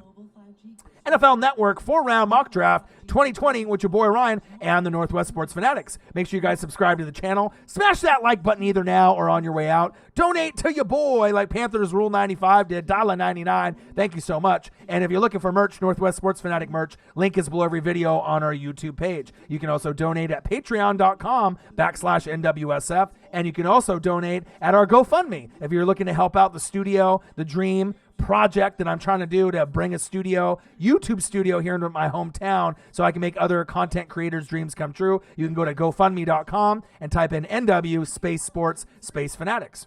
Round 2, Zach Bond, linebacker from the Bengals. Laviska Shenault to the Colts. They need wide receiver help for Phillip Rivers. And let's look to see what they have for the Chiefs. They have Jordan Brooks in the second round, linebacker from Texas Tech, senior. So we'll have to see if he is available at that point at 63. I'm not sure if they're going to be looking at that type of player in that particular round, but, this is a 4-round mock, so we'll have to see where it goes. Let's look at the next Chiefs pick to see what they have in stock for them. Michael Pittman, wide receiver from USC in the 3rd round. So I've seen some, with picks in the 3rd, 4th, 5th round. They already got a shitload of wide receivers. They obviously have one loss, in free agency. But Michael Pittman could be a guy that could, give you some good talent from USC if you watched him play at all. And let's take a look in the 4th round. Let's take a quick peek to see if you guys have a 4th rounder. You do. Jason Strowbridge, edge rusher from North Carolina, senior. So they got that position in the 4th round. So I'm not sure if they're going to go that. And you got to wonder, with Chris Jones, if he's going to get money. Are they going to pay him? Because you need to be able to lock him up long term. Khalid Kareem, if he falls that far. Yeah, there's a lot of names. And then we were talking yesterday, about the corner from Notre Dame. Remember that, Odin's Child? So I don't really know where he's going to be able to fall. He might be 3rd round, 4th round. Troy Pride Jr., Notre Dame corner. Raiders have interest. I know Chiefs, fans are looking at him too as a piece that could fit in. So we're gonna have to kind of wait and see. I've watched a little bit of tape, but I know AFC West teams are really interested in Troy Pride Jr. So we'll have to see where he falls as well. But I hope everyone is having a fantastic Thursday. We're getting a little bit closer, to Friday in the weekend. Quarantine day, who knows what it is? Because I'm still working. I'm still in the, warehouse job in Wilsonville, which is about 15 minutes, from my house. So instead of, doing the used tires, which was brutal, mattresses, which was brutal, now it's more like fishing lures, fishing poles, tackle, baits, which is a little bit easier. A lot of walking. I'm definitely tired. You're biased. You're a Notre Dame fan. Okay, well, there you go. But you never know. They might be looking at him. I know AFC West teams are looking at him, Odin's Child. But with the job, I mean, it's tough. A lot, my feet hurt at the end of the day. My knee clicks. I got to put the Icy Hot on there. I've been reading things, with the coronavirus, don't take Advil. But I have to take Advil so my knee doesn't hurt, and my legs and my feet don't hurt from staying on your feet for 8 or 9 hours a day. So I might have to, stay away from that since of the reports that I'm reading. Not that I'm expecting to get, COVID-19 or coronavirus or anything, but it definitely is a little bit scary out there. But hopefully everything passes. But I wanted to go over this reaction with this mock draft. Odin's Child, thank you so much, brother. You're always coming in the clutch. And I want to give you a real special shout out, man, because, there's been times, where there's no donations, on the board, or very little donations, even $1 or $2 like Panthers Rule 95 did. It's greatly appreciated. But there are so many live streams where you started off typically, where you'll drop, 5, 10, 15, 20, 50, 100, whatever it is. And I know you work really hard for your money, and I know you're a really good guy. I see you donate to other YouTube channels that you have an appreciation for, like that one horror YouTube channel that was starting off. You did like a $50 donation. I retweeted it. I just want to give you a special shout out, Odin's Child. We have a lot in common with our love for football, NFL, college football, wrestling, professional wrestling in whole, and it really means a lot, you know what I mean, with all the grind and all the hard work, all the time that I'm putting in. Sometimes I'm doing stuff without Marcus. Sometimes I'm doing videos with Marcus. But it really means a lot. So I want to say thank you, man. You, from the bottom of my heart, Fanatic family, supporting the channel. And I know you do blue collar work, so you understand we're in the same boat. And it does really mean a lot because you don't have to donate. You don't have to like the video. You don't have to chat. You're very consistent. You always come in. You always show love. We talk to each other on Twitter. We'll go back and forth with different conversations. And like I said, it really does mean a lot. And I would still do the videos even if I wasn't getting donations, just because of the love of the game of NFL, college football, and wrestling. But I'll tell you what, when you end up putting in the grind, the time, and the effort, 30 minutes, an hour, 2 hours, 3 hours, some of those weekends, during NFL season where I put in 9 fucking hours straight in the chair by myself. I don't think there's anyone else on planet Earth that could have high energy, tonality and be able to make it entertaining to call play-by-play, color, and vibe in the chat for let alone one game by themselves, but 3 back-to-back-to-back. So thank you so much, man. Appreciate you. You're always supporting. It really does mean a lot. Odin's Child represented. $20 donation. $20 yesterday, and probably $20 the day before that. Always representing, always donating. Love you. Appreciate you. Chiefs Kingdom always in the building. And now I find out that you're a Notre Dame Fighting Irish fan. I should show you. I, growing up, was a fan. I didn't claim them, as my team, but I actually have an old school Notre Dame starter jacket. It's the one of the only starter jackets for college football that I ever owned. I still have it. It's too small, for me to wear. It's like maybe a medium, but I still kept it just for collector item value, and it is sick. It's I'll have to go to my mom's house in Aloha and Beaverton and then show you, so you can just see it on the screen. But you'll trip. It'll be something that you would be like, oh my god, if I could fit into that, I would want that. Because I remember, I think I tried trying it on. One of the last times I was there, I was like, oh my God, my Notre Dame starter jacket. Because I had obviously everyone did at some point or another. You either knew someone that had a Charlotte Hornet starter jacket, right? Or you owned one, whether it be Larry Johnson, Alonzo Mourning, whatever the case was, Muggsy Bogues, Del Curry. But mostly it was Alonzo and Larry Johnson. That was one of the main reasons. But I had a Charlotte Hornet one, a puffy one, a silky White Sox one, right? A baseball one that said Sox and it was all black, right? And then my dad started wearing that one. But my favorite one was the Notre Dame one, the Jerome Bettis era, the Rick Meyer era, you know what I mean? So there, the Rocket Ishmael era. So, I watched a lot of Notre Dame football, and maybe that's why you became a fan of Notre Dame football, because they were always on NBC, remember? So you always had ABC for Pac-10 games, but I'm out here on the West Coast, right? 4XL, big dog. Yeah, you definitely ain't fitting into that. I normally wear XL or double XL, so yeah, we both ain't fitting into that. But just to see it, It's definitely a classic, just iconic item, man. Notre Dame Fighting Irish, man. That's cool, man. That's something new that I didn't know about you, man. But you'll really appreciate it too. I'll try to swipe it away from my mom's closet, see if she notices, and I'll bring it to the house just to hang on to it and show you. It'll be awesome. And then you didn't get to check out. I don't know if I showed this to you, Odin's Child, because you were busy. Did you get a chance to see my my WCW figure that I have? So someone was asking earlier about LJNs when we were talking football, right? And I have a WCW Hollywood Hogan Macho Man 2-pack. They look like LJN figures. Did you ever see that? Check this out. This is probably one of my most coveted.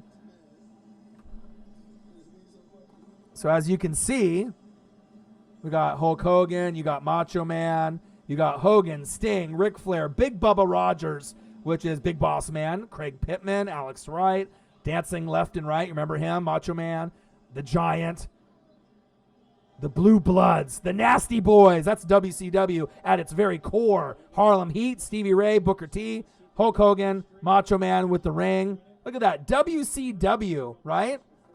Crazy, right? How many people have seen something like that? Check this out. Iconic. Look at that. The ring for the cardboard. WCW, NWO, Hollywood Hogan with the belt, Macho Man, M's on the glasses, still in the package. Look at that. Beautiful. You ain't see shit like that anywhere. But definitely one of the most iconic pieces that I own as far as wrestling is concerned. I mean, I got a lot of other loose figures. You know, I got like 30 in a box down below that I was showing some that I have, and Stone Cold, and we were talking about Twitter. You know, it was going over their top 3 wrestlers, you know, of all time, but it just depends on if you want to talk about guys with mic skills, you know, overall total package, mic skills and wrestling. And then we were talking about the Chris Benoit documentary. Did you get a chance to see it yet, Odin's Child? I know some of us got a chance to see it, and I got a lot of my buddies have been reaching out. Freaking just amazing documentary, 2 hours long. Dark Side of the Ring, Vice Channel. I definitely recommend watching it. It's sad because you get to see Chris Benoit's son that didn't get murdered, the one from his first marriage. You get to see Dean Malenko talk, Chavo talk, Chris Jericho talk, JR. So it was kind of cool to be able to see the, behind the scenes, kind of conversations that these people have kind of been holding in for quite some time. And then the talks about Eddie Guerrero and how close he was with Chris Benoit. And pretty much Chris Benoit lost it, after Eddie died. After Eddie died, I mean, oh, you haven't seen it? Oh, bro, absolutely. Especially being a wrestling fan like you and me, being so in love with wrestling ever since you were a little kid, right? And we're the same way, right? It's definitely worth the watch. Vice Channel has been replaying it, I think, today. Obviously, I watched it yesterday or the day before. But I definitely 100% recommend it. And, it goes into like CTE, chair shots, Vicky Guerrero, Dean Malenko's wife. I mean, it goes through the whole spectrum of a lot of different people. But some of the parts are definitely disturbing and sad, kind of like that back hour. But the first hour, being able to see the career, Kevin Sullivan and Woman, and obviously, his wife and the whole storyline. And, it's definitely worth watching. You'll appreciate it. You'll love it, man. NFL Network 4-round mock draft 2020 reaction with your boy Ryan and the Northwest Sports Fanatics. Make sure you guys subscribe to the channel. Smash that like button either now or on your way out. Donate to your boy like Panthers Rule 95 did, $1.99, and one of the biggest supporters on this channel for a very long time, Odin's Child, Notre Dame Fighting Irish fan, but more importantly, Chiefs Kingdom fan. Always hopping on, always commenting, always keeping in touch with me on Twitter and on the channel here, but also always showing support with the channel and always donating big dollar amounts to support Northwest Sports Fanatics and your boy Ryan. Much appreciated. Love you, man. Appreciate you. You teared up over the Andre the Giant documentary? Oh, yeah. That one was great. That one was really good. My favorite one, though, was probably the Ric Flair 30 for 30. As far as all the 30 for 30s are concerned, I mean, I love so many of them. Every single one is just, off the chain, like must-see TV. But Andre the Giant was great. Ric Flair 30 for 30 I thought was excellent. This one is a little darker because it's Chris Benoit, but, Canadian Crippler, Rabid Wolverine. He was one of those guys I absolutely loved. Eddie Guerrero, Benoit, Dean Malenko, all coming in, to WCW around the same time and all leaving WCW for WWF around the same time. Those undersized wrestlers that never really got that top-notch push because, you weren't Kevin Nash or you weren't, Hollywood Hogan. You weren't 6'7" to 7'2". You were a little bit shorter. But as far as like the intensity, in the ring and giving 150%, that's one thing Chris Benoit definitely did in the ring, definitely entertaining. It's just really sad, the whole story of how everything played out with him, his wife, and his son, and wrestling in general. Nancy's sister came off rude in that documentary to me. A little bit, but, you got to think she lost, I don't know. Everyone has an opinion. You got to think, with the, one sister that was, had the reunion with, David Benoit, Chris Benoit's son. She lost her sister, woman. She lost, her best friend and her sister. So of course she's bitter and angry and stubborn and obviously woman, Chris Benoit's wife that was with Kevin Sullivan. She was kind of a player. She was hopping around from one guy, then went to Kevin Sullivan, and then hopped from him, and then went to Chris Benoit. You know what I mean? So she wasn't really. Obviously there was a lot of physical abuse, that was kind of going on from these other wrestlers. Whether it be roid rage or what it was. But it seemed like, she was kind of hopping around from guy to guy at that one point. So, but definitely a great documentary, and it's very sad to be able to see the end result. Because it definitely did cripple wrestling, for a time being. But as far as the wrestler is concerned, WWE, can erase all of Chris Benoit's matches and his legacy. But for me and my memories of him, some of the best wrestling memories I have were from him in WCW and WWF when I was younger. WrestleMania moments, WCW Nitro moments. It's just kind of sad how it all played out. NFL Network 4-round mock draft 2020 reaction. Chris Benoit, WWE, WCW, and anything else with your boy Ryan and the Northwest Sports Fanatics. Make sure you guys subscribe to the channel. Smash that like button either now or on your way out. Donate to your boy like Panthers Rule and Odin's Child did. Please do. And if you're looking for merch, Northwest Sports Fanatic merch, link is below every video on our YouTube page. So what's going on with the house there? So the pipes broke in the house? So you guys had like a flood in the basement out there? Is everything all right, or what's the situation out there? Hopefully everything's okay, man. It's one thing to have coronavirus, COVID-19. Now you got a broken pipes or a flood, and that wouldn't be good. What is your opinion on what caused Chris Benoit to do what he did? Well, I don't want to spoil it. Odin's Child still needs to watch, the documentary and go over it. But obviously, Eddie Guerrero. Right? The impact of the best friends, having that really close relationship, being with someone every day, like almost being boyfriend and girlfriend, having that bromance, being traveling together, on the road, sleeping in cars together, hotel rooms, sharing them together, wrestling together, and having that relationship where they first start off hating each other and then ended up loving each other and being best bros. And then losing your best bro, it really fucked him up because he didn't really have a lot of good best bros, right?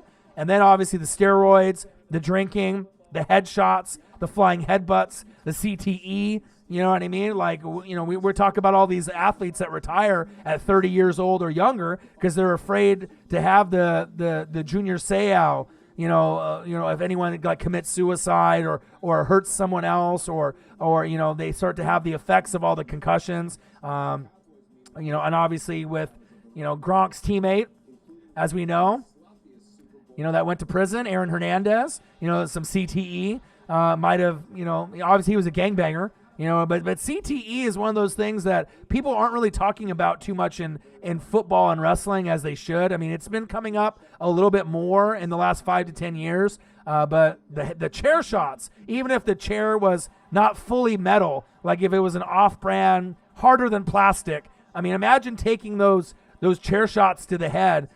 How many concussions a lot of our legend wrestlers took, when we were little.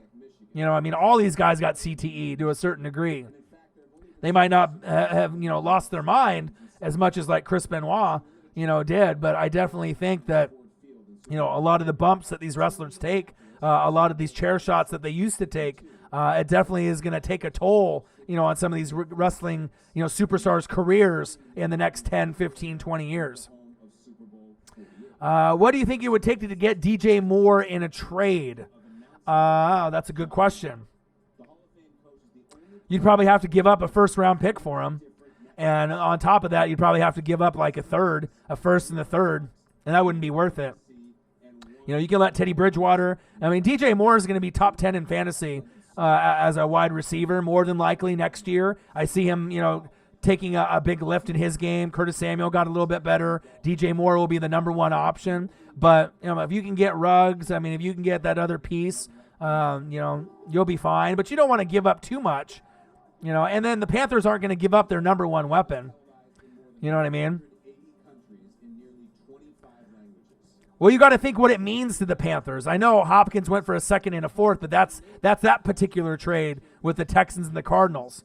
Of course not, right? But look at Calais Campbell going for a fifth. You know what I mean? It just depends on the age, how much the contract is that they are already getting paid. So you got to look at it in that point of view. You know what I mean? It's not just the talent of the player. Sometimes it's more than that. How many years left on the contract? How many millions are they getting paid right now? How much dollars are you going to accrue based off the remaining deal? Obviously D-Hop is on a whole nother level. He's a top 2 wide receiver in the game. But I'm just saying for DJ Moore, for what he means to the Panthers, they can't afford to lose him.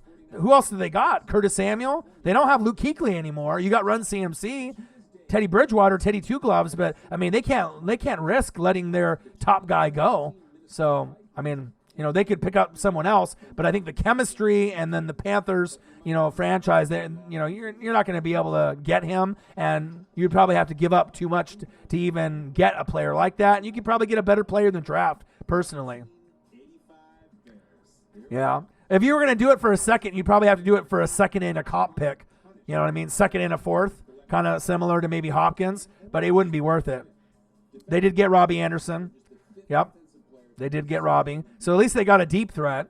But Teddy can't really throw the deep ball. So, yeah, you got a guy that can go deep, but Teddy can't really throw the deep ball that accurately. At least he hasn't proven it in the games that I watched with the Saints, when he started for them, for Drew Brees being injured. He's more of a dink and doink, and I'm not talking Doink the Clown, from WWF Attitude Era, but he just likes to do the check downs and the screen passes and the slants. He's not really known for that guy going deep, but we'll see what Matt Rule can do with that lineup. Maybe they'll be able to, make it happen. I'm not too sure, though. NFL Network 4-round mock draft 2020 reaction, wrestling talk, and a lot more with your boy Ryan and the Northwest Sports Fanatics. Make sure you guys subscribe to the channel. Smash that like button either now or on your way out. Donate to your boy like Panthers Rule 95 did and Odin's Child did. $1.99 and $20. Thank you so much. And if you're looking for merch, Northwest Sports Fanatic merch, link is below every video on our YouTube page. So it's been almost 2 hours. We're about an hour and 41 minutes in.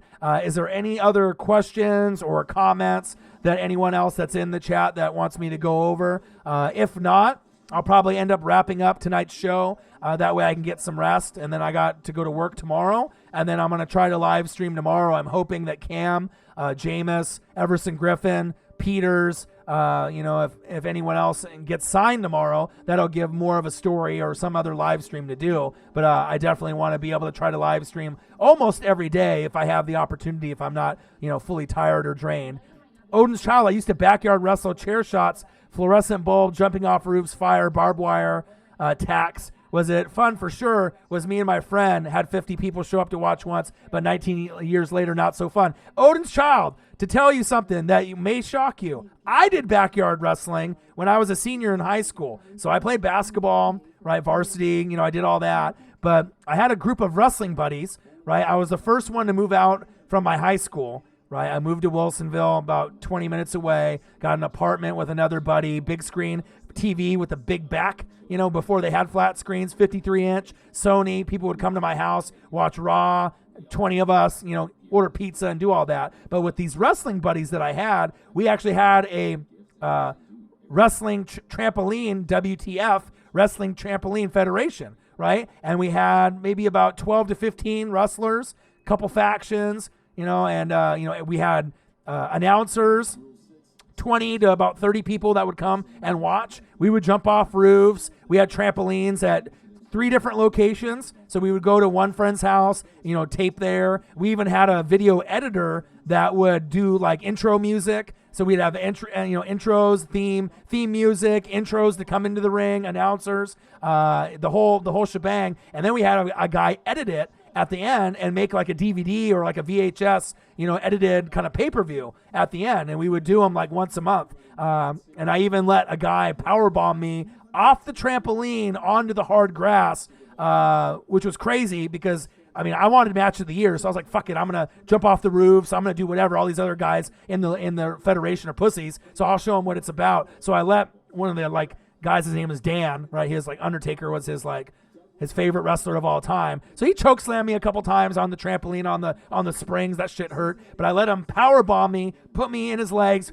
pick me up onto his almost to his shoulders, push me off, and I'm 6-7 feet in the air because the trampoline's 4 feet off the ground, and then land boom right on that hard concrete and grass, and I withered on the ground like a snake. Lost the wind got knocked out of me, and I was on the ground for probably at least 3 to 5 minutes, in pain. But the crowd went crazy, and then they ended up voting, at the end, and I got match of the year, for taking that kind of bump. So, you know what I mean? So we got a lot more in common, Odin's Child, than you know. And that was something I've always been a fan, of wrestling. And, obviously me introducing ECW to a lot of my friends, in 95 to 99, when they had the Attitude Era and Nitro was going strong with NWO and DX was in WWF, I showed everyone Rob Van Dam and Taz and Sabu, right? And Mike Awesome and Tajiri and Masato Tanaka, Just Incredible, Lance Storm. And none of these guys knew what ECW was. So once I got them onto ECW, it was over. Then the Wrestling Federation started, and the love for wrestling came out because that hardcore wrestling style is something that, we loved, you know what I mean? And it was a great time to be able to hang out with each other, on Watch Monday Night Raw at my house, at my apartment, back then, and eat pizza and smoke bud and talk and just enjoy each other's company. But then we also had that wrestling aspect with those buddies because, you had car buddies, you had basketball buddies, but then the wrestling buddies were normally a little bit different than those other guys. Some of them a little nerdy, but some of them just love wrestling. We had one guy that loved The Undertaker, another guy, Shawn Michaels. So when we had our personas, one guy would emulate those guys' moves, the choke slam, the power bomb, sweet chin music, depending on who you were. It was awesome. Great memories back then. So definitely we have a lot more in common with that craziness that we had with the backyard wrestling. That's cool that you brought that up. I'm in that same boat. And we did it for a while. We did it for, I don't know, maybe 2 to 3 years. So we did it maybe from 16 to 18. And then at that point, people started moving away and, you start to grow up and realize that you can't have people powerbomb you off trampolines onto the ground. It's probably not recommended. Yeah. Yeah, we definitely need to drink some beers for sure, man. We're definitely going to have to link up one of these days. I'd love to be able to link up, with some of the fans, if they can come out here and visit me or I can visit them.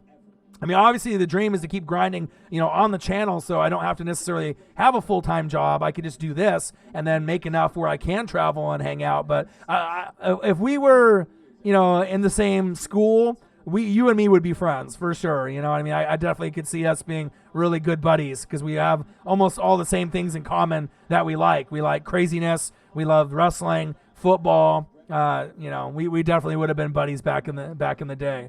We definitely need to drink some beers one of these days sooner than later. EC-Dub. And I can name drop for days. I watched so much ECW, and I watched it the very first time. It was on, they had 2, 6, 8, 10, 12, and 49. So ABC, CBS, NBC, OPB, Fox, KPT 12 and Fox. So, but when I was a kid, I was poor, so I only had 5 or 6 channels. And then it was on channel 32 or one of those like random channels, like a WB or one of the blurry ones, and it would come on at like 11 at night or like midnight, and it would be blurry, but it was when they used to do the wrestling matches there in New York or New Jersey, kind of like in that like church steeple area, and I just lost it at RVD, and they had the cool camera angle where it was kind of like not the side of the ring, but it kind of at an angle, and then when I started seeing those shows, then I started getting the VHSs and the DVDs, and then back when eBay started, I ended up getting, in 95, there was a guy that would, get the pay-per-views, and then he would make a custom VHS with a cover, right? And, based off like best RVD matches. And he would go through all these different pay-per-views and then put them all on one VHS. And I would buy those from him, for like $20 a pop, like I was buying a movie or a DVD. I got, Living Dangerously and all these other ones. This is like really DVD era with the custom covers on them. Really cool, man. It really shows the history. Because I used to watch tapes like VHSs. I would always record, college football games, NFL, All-Star games, wrestling all the time. So, Nitros, New Jack, Spike Dudley, Big Dick Dudley, Bubba, all them. The Dudley Boys. Sandman, absolutely. Terry Funk, man. How stoked are you to watch Slay on Amari Cooper twice a year, Michael Pierpont? Ooh. Ooh. Eagles fans love that. Finally, someone to shut Amari down. Yep, I agree. Yeah, the defense definitely does look really good. Absolutely. Your grandfather had a cable descrambler. Shit, we would have been best friends, Odin's child. We would have been best friends. I would have been at your house. I had one neighbor that had a descrambler, and we would watch WCW pay-per-views. We'd play like football and basketball down the road from my house, and then we'd go over upstairs to this buddy's house that was a couple years older. So I was probably like 14, 15, and he was like maybe 20. But then he had a scrambler, and we'd go into there, and we would have maybe 10 of us, and we'd be watching, the different pay-per-views for WCW and ECW. It was awesome. Great, great memories. New Jack. Oh, yeah. Craziest son of a bitch ever. I mean, I seen him jump off guardrails, like 2 stories up into like fucking 10 tables and shit on fire, like. And a lot of the Japanese wrestlers are pretty crazy too. I got a lot of VHSs and DVDs where they had barbed wire matches that were hooked up to electricity, where they would like go into the ropes and they would like get shocked with electricity, tacks on the ground, blood everywhere. Definitely crazy wrestling back in the late 80s, early 90s. I mean, you don't really see that anymore, in the past post Attitude Era. That's definitely for sure. So it's about 2 hours in. He said, bust his head and brain fluid came out his nose. Seriously.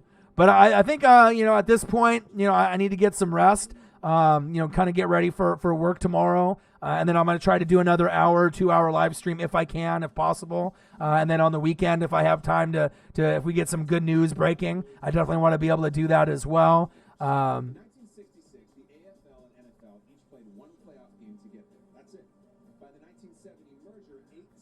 Who the Eagles getting in the mock draft? Yeah, let me do that real quick for you, Pierpont, before I go.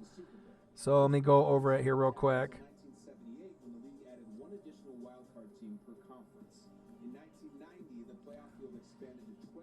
I think Jefferson in the first round is who they had. But, I mean, there's going to be so much movement, in the draft, so I'll go over it. The Too Tough Tony with the fire. Yeah, that shit was awesome, man. If I had more time and I didn't work full time, I would go and watch all that shit. I would be watching all the, lower promotion, wrestling federations from Japan to overseas, and to some of the ones that are, not as well known for sure. So I'll go over all the Eagles picks that they show in this 4-round mock. So in this one, they don't trade up to get Ruggs.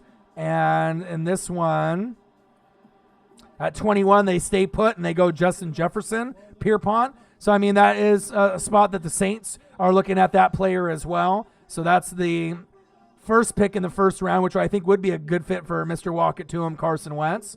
Round 2. Let's take a peek. Jeremy Chin, safety from Southern Illinois.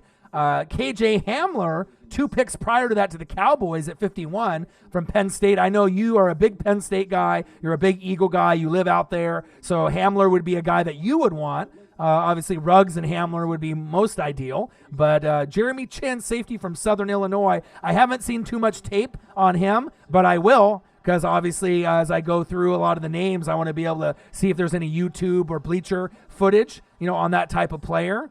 But that was kind of a surprising name for round 2, I thought. I know you want Hamler on the Eagles if you're a Penn State guy. Of course you want that. It's like Odenschild. He's a Notre Dame guy. He wants his guys on his team for the Chiefs. Troy Pride Jr., Notre Dame. They have him going to the Raiders, but obviously Odenschild doesn't want to see that. He wants to see him on the Chiefs. Let's see here. Davion Taylor, linebacker from Colorado in the 3rd round. So we don't need safety round 2. Agreed. I don't think you need a safety round 2 either. You could probably get one in 3 through 5. Davion Taylor, linebacker, and pick 103 in the 3rd round. I'm not sure if I agree with that. And then round 4, let's take a peek to see Dane Jackson, corner from Pittsburgh, senior.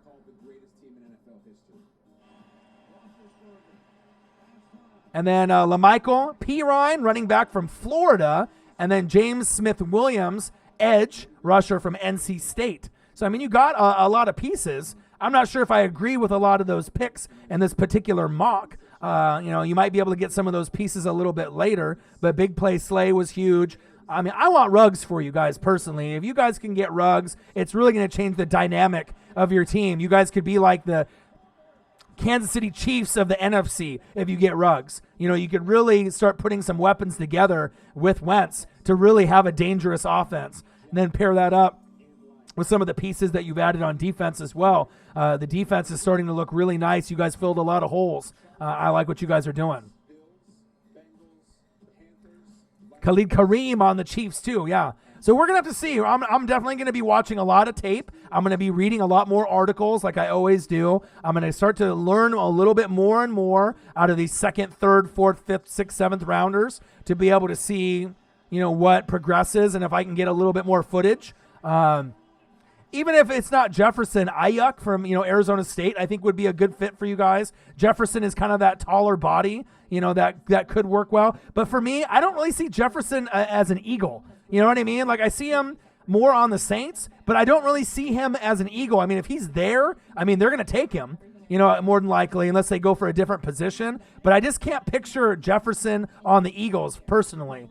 You know what I mean? I know obviously you want Hamler because, Penn State connection. I get that. So we'll have to wait and see. But, yeah, I just never pictured Jefferson on the Eagles personally. What do you think about me starting a fantasy football blog? Why the fuck not? You know what I mean? You're never too old or too young to do something that you're passionate, that you love, You pop me a link on Twitter, Odenschild? All right. Do you think Malik Jackson could move to D-end?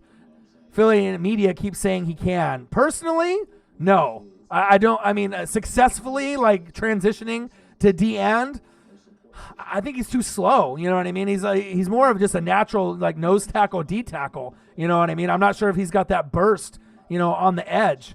But, they can always try, to move him on the left, move him on the right. Odenschild, good night, man. Thank you so much for, letting me know about your backyard wrestling, your Notre Dame fanhood, Fighting Irish, donating the support with the $20. Thank you so much. And I'll be back tomorrow. Appreciate you, man, and good luck with the family over there. And hopefully all the pipes don't burst on you over there and things are good, Odenschild. Appreciate you. I love you, man. Yeah, and Malik Jackson probably will be more of a rotational piece. He's not really the same player as we saw on the Broncos, Jags, and, now with the Eagles. He's kind of a little bit older. And the media can say, all kinds of things, but you got to do the eye test, and see it for yourself. But yeah, man, I could start charging money for fantasy football, at some point if you want to do a blog on fantasy football too. Most of the time I'll end up typically getting, top 3. I help, a lot of different people, and they typically get to the championship game no worse than 3rd place.